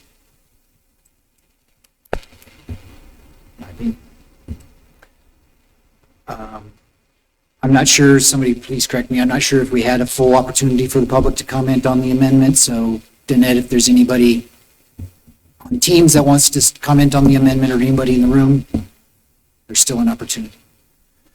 I do have a question. There is nobody presenting on the online for Thanks. questions or comment. Yes, Tiff? Jody, I was just wondering if you could help us understand your goals for utilization, for further utilization of our lots outside of lease, just daily leasehold or monthly leaseholders that have access to a lease space, and the implications of keeping or overselling wait lists, and then how that might affect your ability to offer single use or some of the other things that were brought up in our parking plan. Yeah, so as I had mentioned when I was introducing this, setting lease rates or increasing lease rates is just one tool that the Parking Commission has to manage utilization. And in those 3 lots, Caris, West Front, and Riverside, where we were able to offer hourly parking spaces, that's another tool that we have and that I would be very interested in exploring, whether we do or do not increase the rate for all of these leases today. One part of our parking plan was, one recommendation in our parking plan was to add, to basically move away from the monthly reserved parking space and into a system where parking becomes a daily choice. And what that requires is a software that would allow people to purchase a daily permit online for those leased parking areas, which is something that we've been looking into.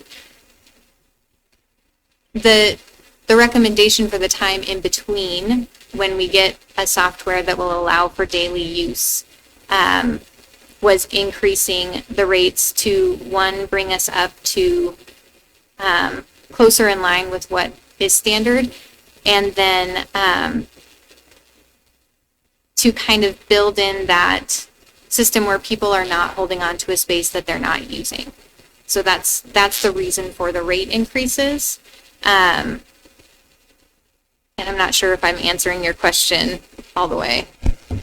I think you did. Thank you Okay. for the clarification. Yeah, but those other tools, and I would be very interested in looking at setting a daily rate within those lots and using Passport similarly to how we did in the riverfront lots as another option for increasing our utilization and generating revenue in those spaces. Pardon me, I have to. We do also have Troy online with another question. Go ahead, Danette, or Colin. Go ahead, Troy. Thank you. I wasn't quite sure exactly what the amendment is, but my comment would just be in general based upon what we've been hearing. It feels like if the idea is to increase the utilization of the parking spaces, and we know what leases are utilized based on their license plates, that maybe that would be the method to go about determining if someone, right, is not utilizing their lease by coming 2 or 3 days a week, then maybe they get dropped off the list. If the goal of the way to actually increase the utilization is to increase the prices, then we may end up with just BMWs and Lexuses in our parking lots. And I'm just not sure if that's truly the equitable goal that we're shooting for. Like the attorney who spoke, you know, I bring a daughter in from out of town every day to high school. I can't physically park 6 or 7 blocks away where it's free and be utilized at work and that kind of stuff. So I will end up paying whatever price is made there. But I'm also at the top of the chain for my staff. I see that of my staff of 8, I'm the only one that does pay for a parking space, and the rest of them do deal with having to come distances. It's just an additional cost that we don't see the city ever taking on to provide for employees. So it's just something that we have to deal with. But it feels like if utilization is the goal, there's different ways to go about that than just price increases. Thank you. Thanks again. Danette, anybody else on Teams waiting to speak? There is not. Anybody in the room?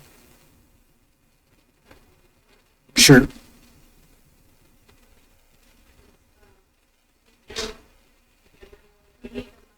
I'm sorry. Thank you for your patience. Go ahead. Thank you. I know that you guys have historically spoken about having various day leases. I think that's something that would be an option specifically in our lot. We have folks who are allowed to telework, and they do that at least 2 days a week. I'm not one of those individuals, but that's an option that helps keep folks in our offices, so that would maybe something to consider. Additionally, as far as these underutilized lots, I'm not sure how you guys advertise to offices that those are available.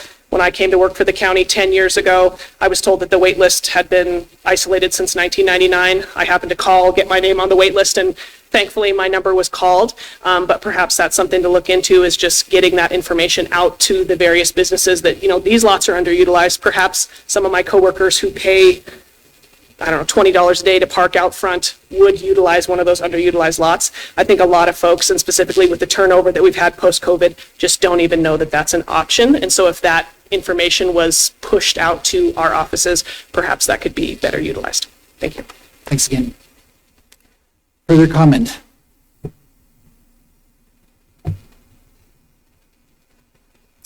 Seeing or hearing none, I will move to a roll call vote. Danette, please call a roll call vote. Tiffany Brander, how do you vote? Approve.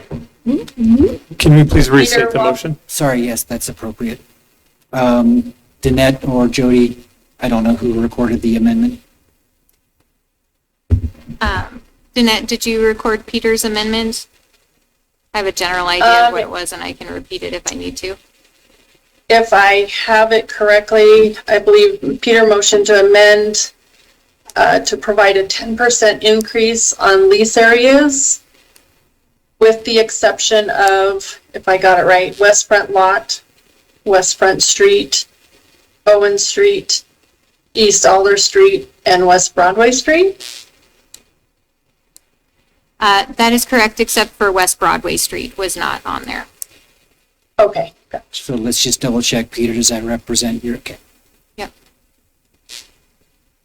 And for you as the second? Yeah, okay. All right. Please continue. Mike, was that what you wanted to do? Thank you. All right, Danette, I think we're ready. Okay, Peter Walker Keller, how do you vote? Approve.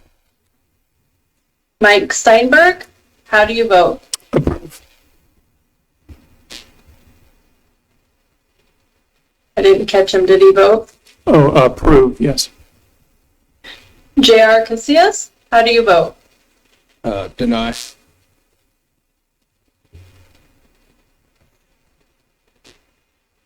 Joe Easton, how do you vote? Deny.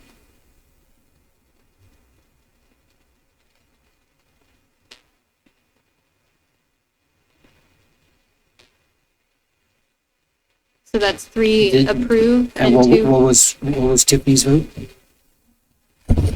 Mine was approved. Okay. Motion passes 3-2. We will go on to 9.2, a residential parking permit rate review. Jody, will you introduce the item? Yes, I will.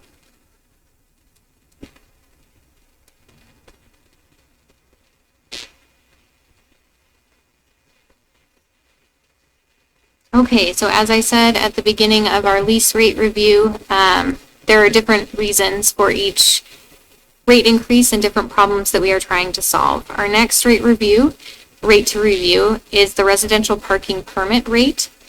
The problem we are trying to solve with this recommended rate increase is cost recovery.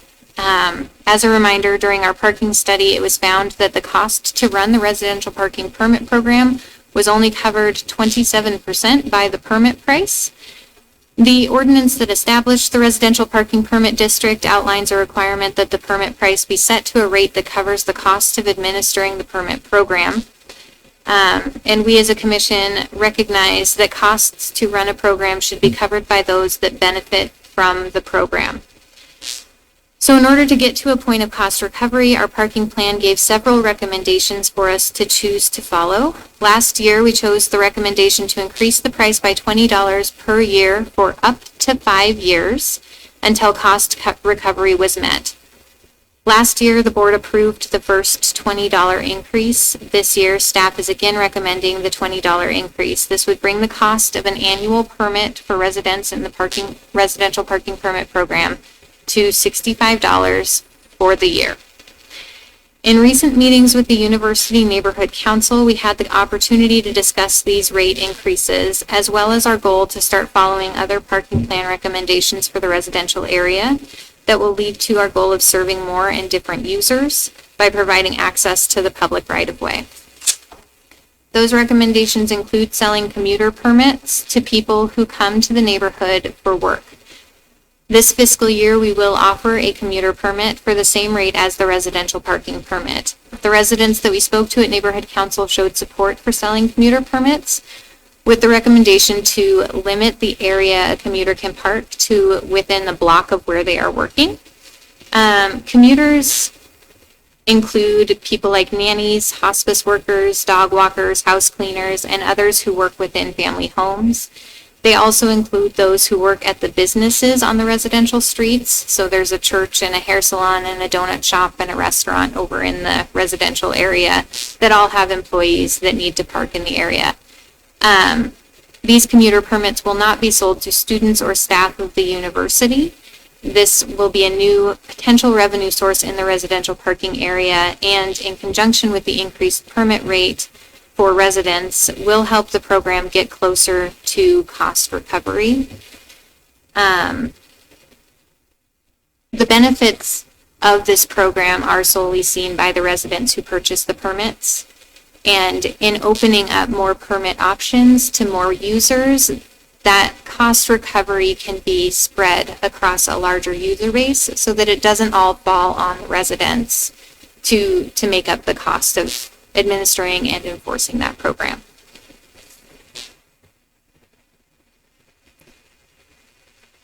Really short and sweet with that one. Okay.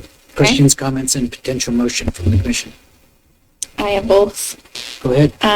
Judy, I would be so super interested in learning more about the results of the initial first year of the commuter program next year when we have this discussion, just to sort of see how that is spread over. So thank you for that. And I would move that the board approve a rate increase for the annual residential parking permit and visitor residential parking permit from $45 to $65. So moved. I'll second it. And seconded by Peter. Do you have a gut feeling, Jody, of how many commuter permits you might want to sell or could sell? I do not, because to date we have not. We have a couple of exceptions to our existing permits where we allow people who call in and ask specifically for their nannies to be able to park at their house. But that's 2 households that I'm aware of. We try and work out different things with the salon and the donut shop and advise them on where they can park, but we don't have any ideas about the number of employees at the church or at those other businesses that may be using the system. So, no, I don't. I'll ask the question another way. Is there a limit at which you think you've sold too many commuter permits? I think when we start seeing those streets fill up and getting complaints from residents that they don't have a place to park, then we would consider that we had maybe oversold those permits. I don't see it happening. So utilization would be high. Yep, utilization would be extremely high. Any other questions or comments? We have a seconded motion on the floor. This is also in line with our parking plan and our goal for that area, and specifically to increase revenue to cover costs while continuing the program, because enforcement is crucial. Questions or comments? All right, now it's time for a public hearing. Danette, any comments through Teams? There are no members of the public to present. All right, here in the room? Yes. I remembered this time. Thanks, please introduce yourself and Try to fit under 3 minutes. Go ahead. I can do that. My name is Sharon Bingham, and I live at 404 McLeod, and I would be directly affected by the churches behind me, the hair salon is around the corner, the donut shop all right there. My first question is, do any of our property taxes go to the commission? No. Yeah, generally no. And so I guess we've only lived in Not that generally, house. specifically no. We've only lived in that house for 2 years, and I don't really know when all this got set up with the university and the residential people. I think it's very frustrating for me not to be able to park in front of my house, but it's also very frustrating to have to pay to park in front of my house when I pay enormous property taxes. And I support the city parking downtown and paying my peak. And so rather than increase it $20 a year for the next, was it 5 years? I mean, that's a lot. I would hope that you would make the 20 this year, see what happens with the commuter thing, but that's putting a lot on us who are already paying a lot to live there, and we put up with a lot. I mean, I love living there, but the parking is an issue. So I think it's something, I'm surprised there's not more people here. I don't think they read, I mean, I thank you for sending the letter out, else I wouldn't have known. It's a great way to be informed, but I think we need to be better informed and maybe a better partner with the university. Thanks. Thanks for your comment. Anybody else in the room? Joe, so people did have the opportunity to comment on the agenda. However, I did get a last minute comment that didn't make it onto the agenda, so Sure. the board has not had the opportunity to read it. Sure. And I would like to read that one into the minutes now, and I will have it attached in the future. So this is from Jessica Harrell. She lives on Evans Avenue in the university area. Her comment is, to Board of Directors, as a resident of the University District in Missoula, I am an RPP permit holder. While residing in this neighborhood, I have experienced rate increase to the permit system, which awards me one vehicle permit for street parking. It is my understanding that there is an action item to review possible rate increases over the next 4 years for permit holders. While I am appreciative of residing near the university and not needing to worry about attendance of the university parking on side streets blocking access to my home, I am frustrated with the influx of parking which occurs every Grizz football game. With games occurring outside of regulated permit hours, I struggle to find parking anywhere close to my residence and often need to pick up trash and clean up vomit from fans overindulging in the university's activities. This is upsetting to say the least, considering I am the one having to pay for a parking permit to reside in the area and am unable to find parking near my residence during home games. I would like to request the board work with the University of Montana and the Grizz football team to obtain a fee for parking in the residential permitted area during game days. This is a cost that could easily be tacked on to Grizz ticket prices and forwarded to Missoula Parking Commission and would therefore not require further patrolling of the area on game days. In short, this option would allow residents to maintain their current permit rates while also providing the necessary costs for Missoula Parking Commission to remain operational. Residents will still have the burden of dealing with unruly fans and having to walk a great distance to their home. However, we would not be the ones targeted with a rate increase. This seems like a win to me versus a lose all around. Thanks for your consideration, Jessica. Okay, thank you. No other public comment. We'll move on back to the commission and any comment and possible vote. Any other comments, commission? Go ahead, Peter. I want to broadly speak to those that have offered comments because I very much appreciate anytime people provide comments and context. And I feel good about voting yes for this. I'm a resident there in the university area, and I recognize that there's a cost associated with managing the parking. And if this program didn't exist, which it didn't many years ago, it was problematic for parking in those neighborhoods, and believe that this program should, the fees from the residential the RPP should cover the costs. And we are slowly working our way to that. It is not a revenue generating item, it's just a cost recovery item. Thank you. Any other comment? Danette, will you conduct a roll call vote, please? Tiffany Brander, how do you vote? Approve? Peter Walker Kelleher, how do you vote? Approve. Mike Steinberg, how do you vote? Approve. J.R. Casillas, how do you vote? Approve. Joe Easton, how do you vote? Approve. It is now time for 9.3 parking violations fine review. Jody. Alrighty, so we've reached fines. Our goal with parking fines, and this increase we're recommending this year, is to shift our enforcement focus to repeat violators while maintaining the low to zero fines we have in place for those who make an occasional mistake. Our last fine increase was in 2012. The ticket is designed to be a tool that parking authorities use to change parking behavior. And if a fine is not high enough, it does not work to change parking behavior. Our current fines, with the exception of disabled parking fines, max out at $20. Based on our ticket data from 2024, what we are seeing is that the warning violation that was implemented back in 2012 is working. You are familiar with the warning violations and how they work. The first meter or overtime violation received is always a $0 citation, which is a warning. And the warning resets to zero for any vehicle that goes 6 months without reoffending.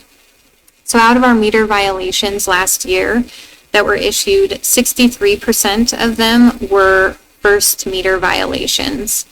And those, out of those, only 1.5% reoffended. So there were only 1.5% of the first meter violators who used the option to park twice without paying in the year.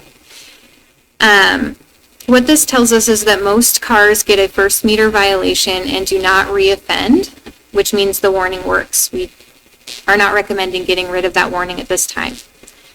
After a first meter violation, if a car continues to receive citations, they go up by $5 until the fifth meter violation level is reached, which is $20. Something interesting happens in our data between the first and fifth meter level. The percent of tickets issued after the first meter drops significantly for second, third, and fourth meter violations, and then it goes up again for fifth meter violations. So since the fifth meter is the highest step in escalation and is tied to the $20 fine, when a vehicle receives its 10th meter violation, it's still paying a fine of $20 for that violation. 15% of our meter violations are fifth meter violations.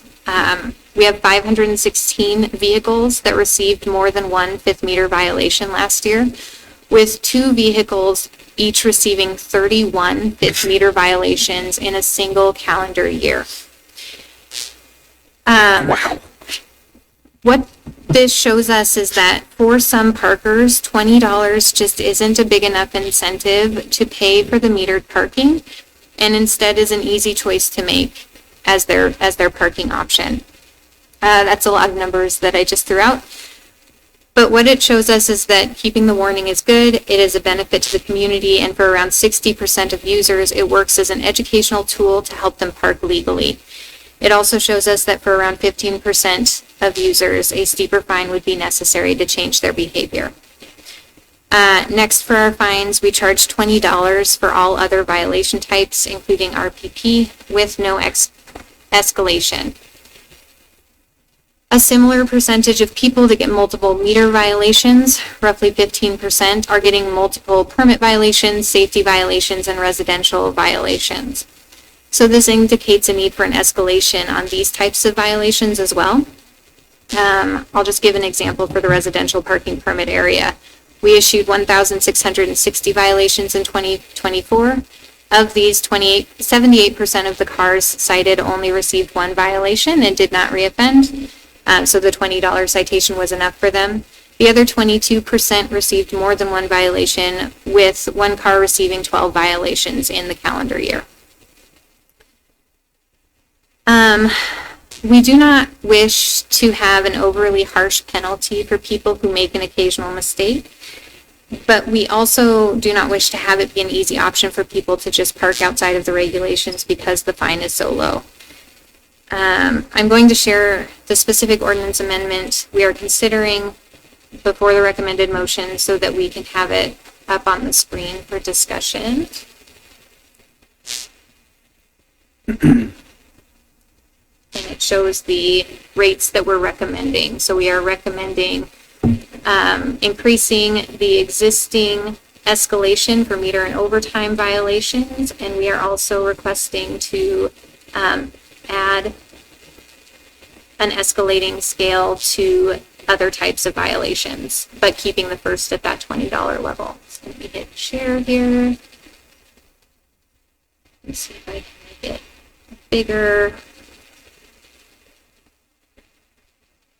Okay, so the top language I'm just going to scroll past because that's city language that's required whenever you amend a motion, and the city council will need to see that if this is proposed by the board. So section 1 addresses meter and overtime violations, and you can see the chart here that shows the 0. You can kind of see what's crossed out, but it goes 5, 10, 15, and 20. We are replacing those amounts with 10, 20, 30, and 40. In addition, the second type of violation is that it's called an improper violation, and it encompasses all other violation types that are right now $20, regardless of how many times a person violates those rules.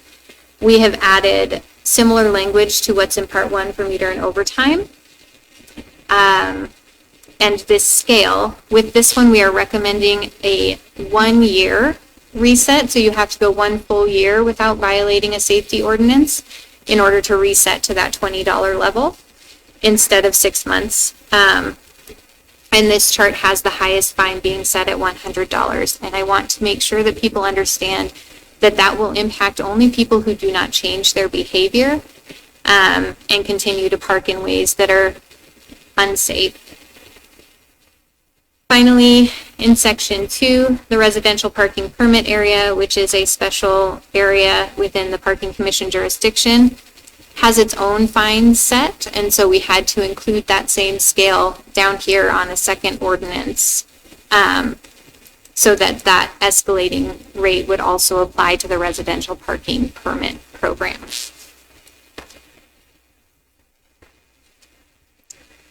Does anyone have questions on this ordinance before I put the recommended motion up on the screen? Any questions or comments or potential motion? I have both. Okay. Jody, would these, if, I know it's kind of hard to tell us because it would still have to go through council, but do you have an estimate on when these changes would take effect if they were to? So that is something that we can discuss. In here, we can make it a part of our recommendation that goes to council. And it's also possible that council will create their own recommendation. I can say that back in 2012, when we increased the rate, the approval was actually done in June of 2011. And council put specifically in there that it was not to start or not to go into effect until January of 2012.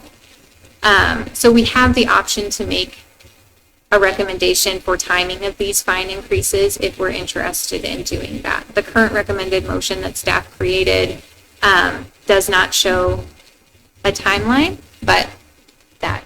Thank you. Yeah.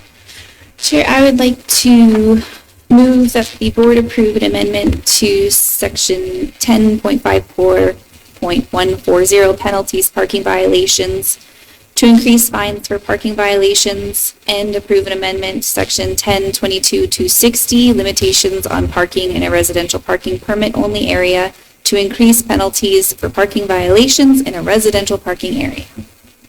Thank you. The motion is in order. Do we have a second? I second. And seconded by Mike. questions or comments on the motion from the commission? I just want to say that I think the get out of jail free version of this is the most civil and humane thing that we do. And clearly it's effective. I mean, if you're getting fewer people repeating as a result, I mean, you've got the data that you shared. So I think it's an effective tool and I support it. And of course, increasing just to, it's a bargain when you see people parking for $20 as a violation and it means nothing to them if they're just parking all day for that, when other people are, like me, renewing my parking for less than 20. Any other questions or comments? I would say that I'm excited to see specifically the safety violations. As someone who works in the downtown area and you walk by and you see a safety violation, and if someone has been ticketed, that's great. And then you see the same car doing the same thing just a few days later is really frustrating. And so I applaud that these decisions are being made for the safety of our downtown. That's all. Danette, do we have any commenters through our Teams meeting? We do not. How about the room? Sir? Either. Ms. McCarthy, yes. Linda McCarthy, Downtown Missoula Partnership. Two things.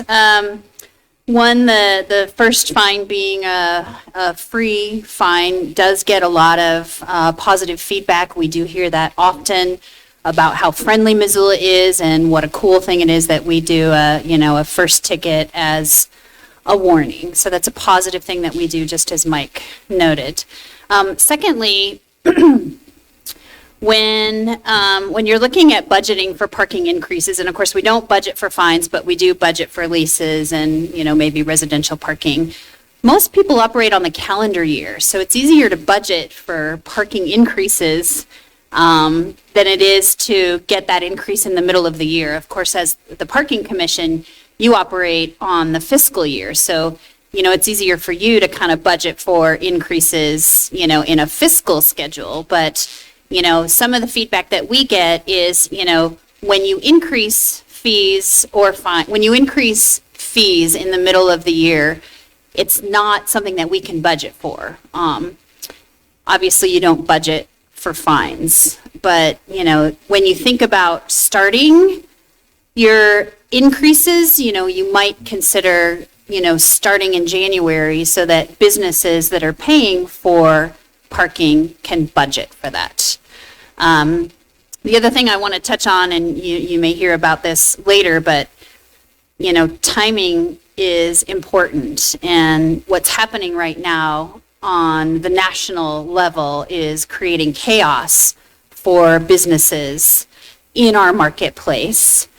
We've seen a significant amount of decline in, business over the last 3 months. A lot of cancellations for conferences and events, again, more related to consumerism, but that is something to be thinking about as you look at when you will implement these increases in the coming months. Thank you. Thanks. Mr. Sproul. Thank you.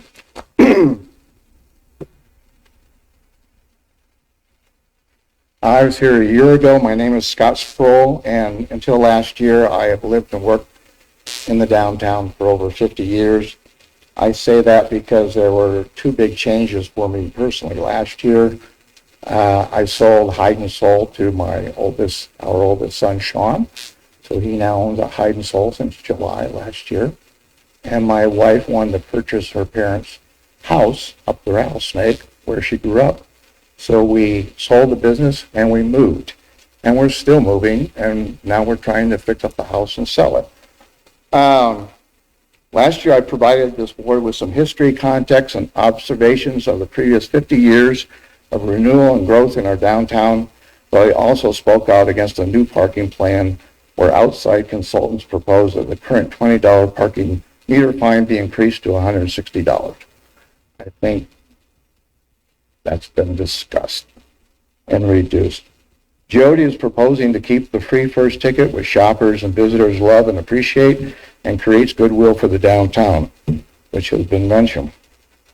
And then doubling the $5 fine to $10, the $10 fine to $20, the $15 fine to $30, and the $20 fine to $40, which is not $160. I appreciate that a lot.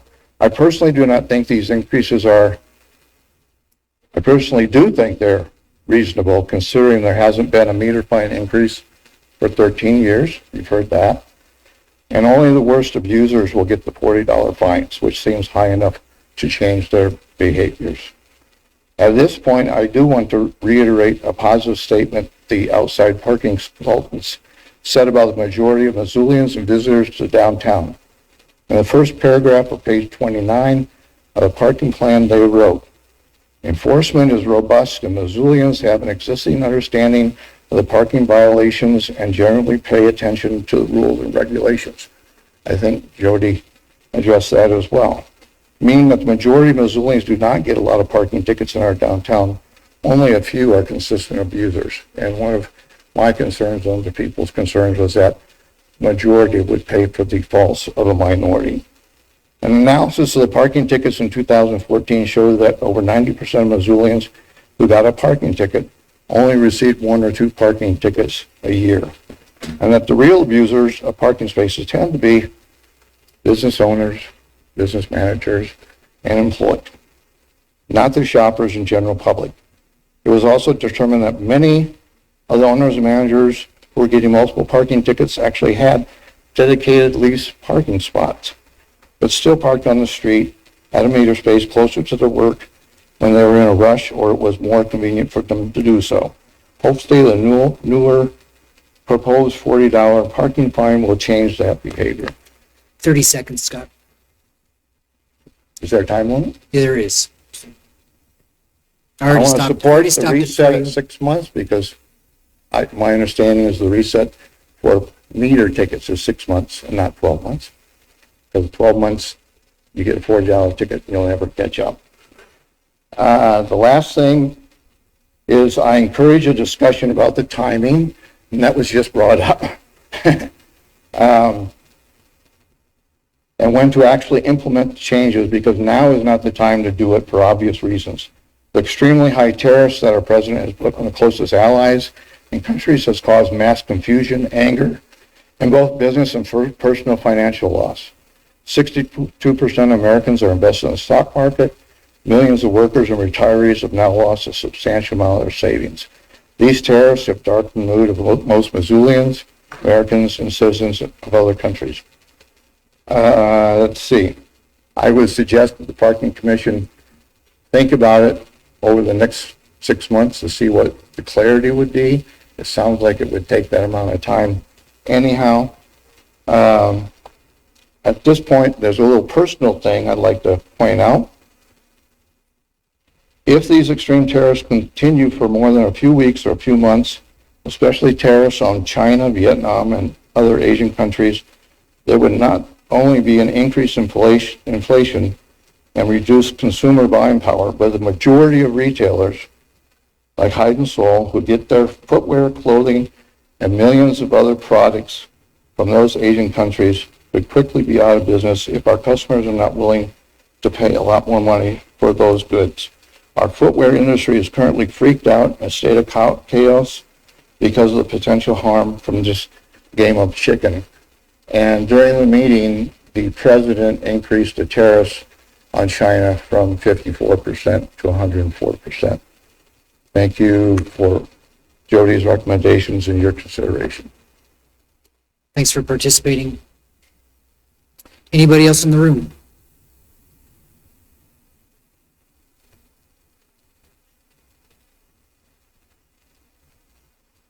Welcome, Ms. Buchanan. Thank you. Ellen Buchanan. I don't want to repeat what Scott said or what Linda said, but I would recommend that, we've got a situation now. If I were a downtown retailer, I would be scared to death.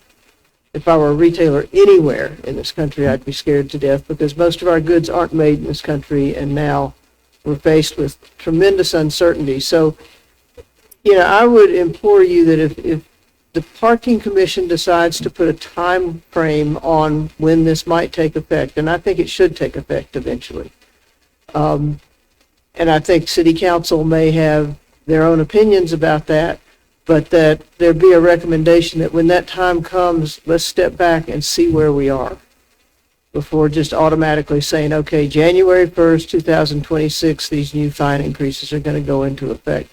Well, we may not be much better off by January of 26 than we are today, although we may know more about what's going to happen tomorrow, which we don't know now. But at least put a reset or a trigger in there somehow so that we can assess the situation.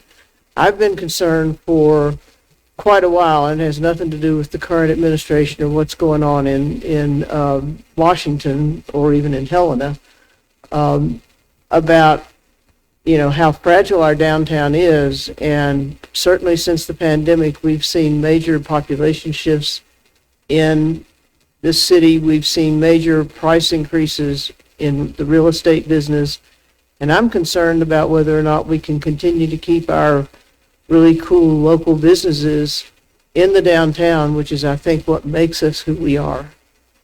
And to lose that would be heartbreaking.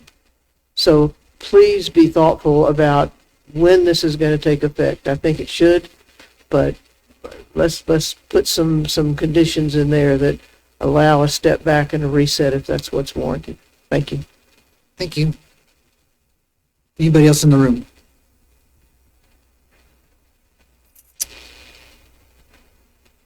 Welcome, sir. Please introduce yourself, and you have 3 minutes. Yep. So really quick, my name's Greg, and as far as the tariffs are concerned, as a business owner, I completely understand the concern there. But as the fines are concerned, those are absolutely 100% self-inflicted. Tariffs are not. So I want the commission to take that into consideration and the board to take that into consideration. But I do understand your concerns on the tariffs as far as a business owner goes. They just do not have anything as far to do with the fines and the increases that are proposed. Thank you for your opinion. Anyone else in the room? All right, I'll close the public hearing and open it back up to board comment. I have a question for Linda or Scott, if possible.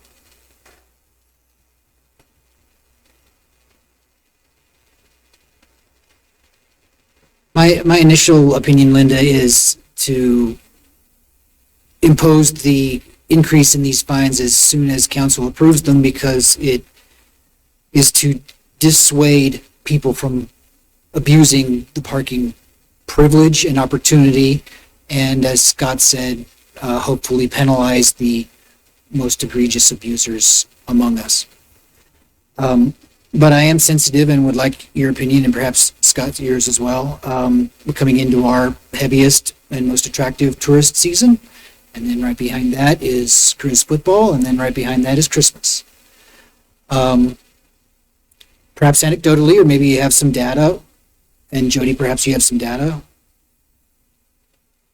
What's your sense of, if we increased the parking fines tomorrow, would we see a decrease in ticketed activity? Or do you think, I am interested in open to considering delaying this increase for those popular seasons? But I also don't want to encourage the most egregious rule breakers among us. So that's an open-ended question for you. Okay. So I do think fees and fines are completely different. And as Greg said, fines are different and are based upon behavior. I do think it's going to be a very challenging year for our downtown businesses. And, we are seeing already a significant amount of cancellations of both group travel and individual travel. What we're hearing from our downtown businesses, and this is retail, restaurant, hotel, specific that, you know, the last 3 to 6 months have been incredibly down in terms of business. And I do think that summer tourism season will be significantly impacted, as will, you know, potential holiday shopping. I do think those are different. You know, your summer tourism season is really about tourists visiting from other areas. Football season is very important to our community. Last I knew, about 60% of people attending football games are coming from out of area, so, you know, outside of the Missoula County marketplace. And then holiday shopping season is obviously very localized target audience. You know, I don't have data to share with you, but I do know that parking and commerce in downtown Missoula are inextricably linked. You cannot do one generally without the other, and the parking experience is very important to the experience that our consumers have across the spectrum, and that's not just shoppers or diners, that's also employees and business managers. So you know, as commerce goes, so parking goes, you know, and looking at your audit, you can see some changes that are, you know, happening. And it's been a very challenging time for our businesses. And as Ellen Buchanan noted, you know, local retail is really important to the culture of our downtown. But as property values increase, as property taxes and insurance increase, as the cost of goods increases and the cost of labor increases, it is becoming harder and harder for our downtown businesses to stay in business. And so it is something that we're very aware of and concerned about. And again, what's happening both on a national level and on a state level is impacting our downtown economy. And you know, you have an opportunity to delay increases in fees if you wanted to maybe January. And as Ellen suggested, maybe review that at that point in time. I think fines are fines, but they also relate to the experience that people have in downtown. Thanks.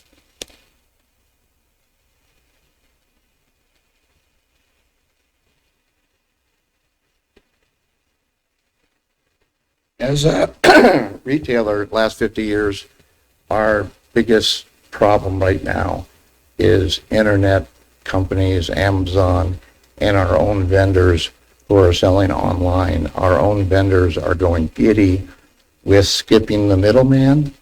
Hide and Soul is a middleman. Usually you have a manufacturer, a wholesaler, and a retailer. They're skipping the retailer part and just selling online. And because they don't have normal selling business tactics financially, they're discounting all the time. So you will see about half of our vendors a couple times a year have 25% off sales during the year. Not 5 or 10% or 20%. Last year was 25 to 35%. As one increases that discount, all the others feel like they have to follow. We have a national organization that's trying to reduce that and work with wholesalers to say, these are the guys that brought you to the dance. These are the guys that are going to be gone. Nike went through this. Some of you might know that Nike got rid of most of their retail stores, and now they're suffering for it. They're bringing, I see a nod, they're getting back into retail again. They need that middleman. A lot of it's to get rid of extra merchandise and things like that, but they're seeing there's a purpose to that. So I would not want all this chaos that's happening right now throw on top of that what could happen with social media. Because even though most of us here think that doubling the price is reasonable, the word double is still problematic. And if you have this situation and then you're telling the general Missoula public that the parking fines are going to double, right now social media might just ruin the downtown. doing business in general. People will go online. So I don't want to over exaggerate. I told my son yesterday, we had a meeting, I said I have his back. My retirement is that store. He's paying me over the next 15 years. So my job is to make sure he survives and does well. We're not freaking out today, but we're planning, what if this happens more than 3 months? More than 3 months, we have to change tactics. I saw this happen, something bad like this happen in 1978. That's when Southgate Mall showed up. And by 1985, virtually all of the downtown retail, medium and large size retail businesses were gone because there was a big change in the retail environment in Missoula.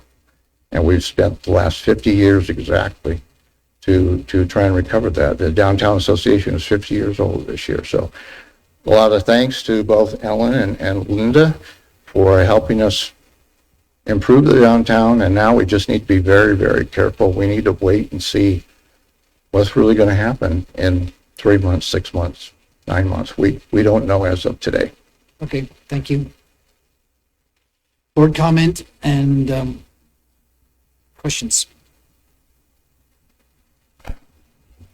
I would just add that again, to speak to our comments today, I think the timing is an important aspect of this, but when we're considering fines for egregious behavior, it's important to separate those in my mind.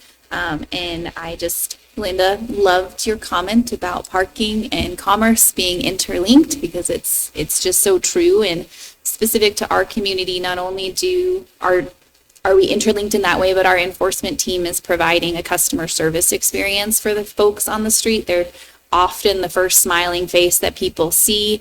They're not just giving tickets and having negative interactions. They're really truly making a difference for the downtown community and giving people directions, helping them find access to an officer if needed, or even just finding a store or a great brunch spot. Our enforcement team truly makes a difference, and to see folks continually making the same safety violation over and over again without any true higher consequence, I'm sure could be very difficult for them to have to do every day. Or I know that my time with the Parking Commission, that was difficult. And so to have something that precludes people from wanting to continue to do that is really important. And I think that we need to make sure that those are separate from the current wildness of our economy.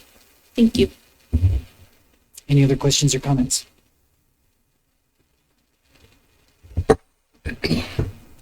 I'll just note that we've heard from 4 people that have tremendous experience downtown, and so I think I take their feedback very seriously. I'd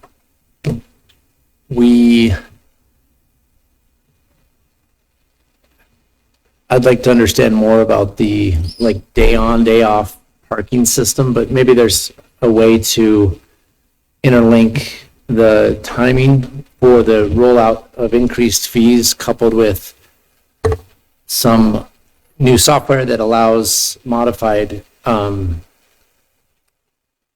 options that ultimately allow people to reduce their prices while certainly be more effective in terms of managing our parking. To my knowledge, we have not set a date, correct, for when these the lease rate reviews, which we passed previously, would take effect. Is that correct, Jody? So the assumption at the beginning was that those lease rate would go into effect for the next fiscal year. And I do think that the way the Parking Commission could be helpful to the business community is by delaying those lease increases, not necessarily delaying the fine increases. And I say that because the leases are paid, the lease fees are what are directly impacting businesses and employees. Those are the people who are paying those fees. And like Greg said, the people who are paying fines are the people who are choosing not to work within the system.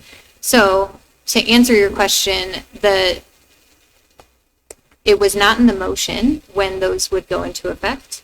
However, in my presentation, I had mentioned that it would be for next fiscal year's permits, which would be July 1st. I would have to defer to the chair about whether or not we could revisit that item and set a timing for implementation on those lease increases.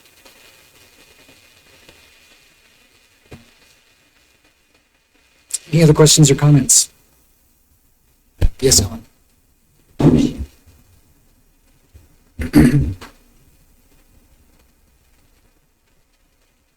Yeah, Ellen Buchanan. If I could make maybe a suggestion, it may be crazy, but I totally understand the need to curb egregious behavior. And certainly anybody that gets 4 or 5 or 6 tickets a year just really doesn't care. 31. 31, 15, I don't care. I wonder if there isn't a way, what concerns me about the fines, and I know they're different than the fees, and we're not raising parking rates at the meters, that sort of thing. But what concerns me is the messaging around being able to say, and I think Scott alluded to this, that we're doubling the parking fines. And I think a lot of the public, that's all they hear is we're doubling. Not that we've got people who are constant offenders, et cetera, and we need to deal with that. So what if there were a 5th fine, or what if one of the later fines were to go to $100, or to some ridiculous amount, 160? I don't care if it's your 5th ticket, take it to 160. But don't mess with the core of what we have until we know what our situation is downtown. It's people hear this much of this a lot of times. And if it's your shopping public, and there are a lot of people that already say it's too much trouble to come downtown and try to park, that just kind of adds fuel to the fire in my mind. So anything that we can do to keep our businesses going, we ought to do. And maybe I'm overreacting and off base, but it's a pretty scary time out there right now. Thank you, Ellen. I think in my experience, you don't tend to do that, so I appreciate your comments, but at this time I'd like to call the question, please. All right. Question has been called. We have a motion in order. Danette, will you call a roll call vote? Tiffany Brander, how do you vote? Approve. Peter Walker Keller, how do you vote? Deny. Mike Steinberg, how do you vote? Approve. Joe Easton, how do you vote? Approve. J.R. Casillas, how do you vote? Approve. Thank you. That's the end of our action items. We do not have any non-action items. Our next meeting is May 13th. We do. We have the action item for the I bid. apologize, Linda. We are going to lose a member here, so we will still have a quorum. So I apologize, Linda. Jody, can we push through this? You are really...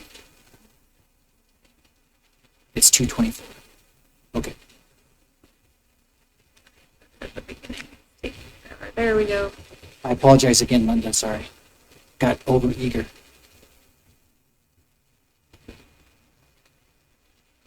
Do you have a hard stop as 2:30 also? Okay. Go ahead. Okay. So this, we heard Linda McCarthy present about the BID officer contract at the beginning of our meeting. Just a reminder, it would be $15,000 per officer that we would be supporting this year. And that is, it's a program that we've been supporting for a long time and is in line with our mission because it provides a safe environment for our parkers and improves access to the downtown parking spaces. That's it. Thank you. Board question or comment or potential motion? I would move that the board approve the funding request to continue support of the BID officer program in the amount of $15,000 per officer for a total of $30,000. Motion is in order. Is there a second? I second it. Seconded by JR. He has been quiet all day. Any question, any commission comment or question on the motion? Danette, do we have any public comment on the Teams meeting? We do not. Anybody in the room? I just have a quick comment that I think, given the times and what we've actually, it's come up several times during this meeting, I think it's a really positive thing that we can do to support the service here in town.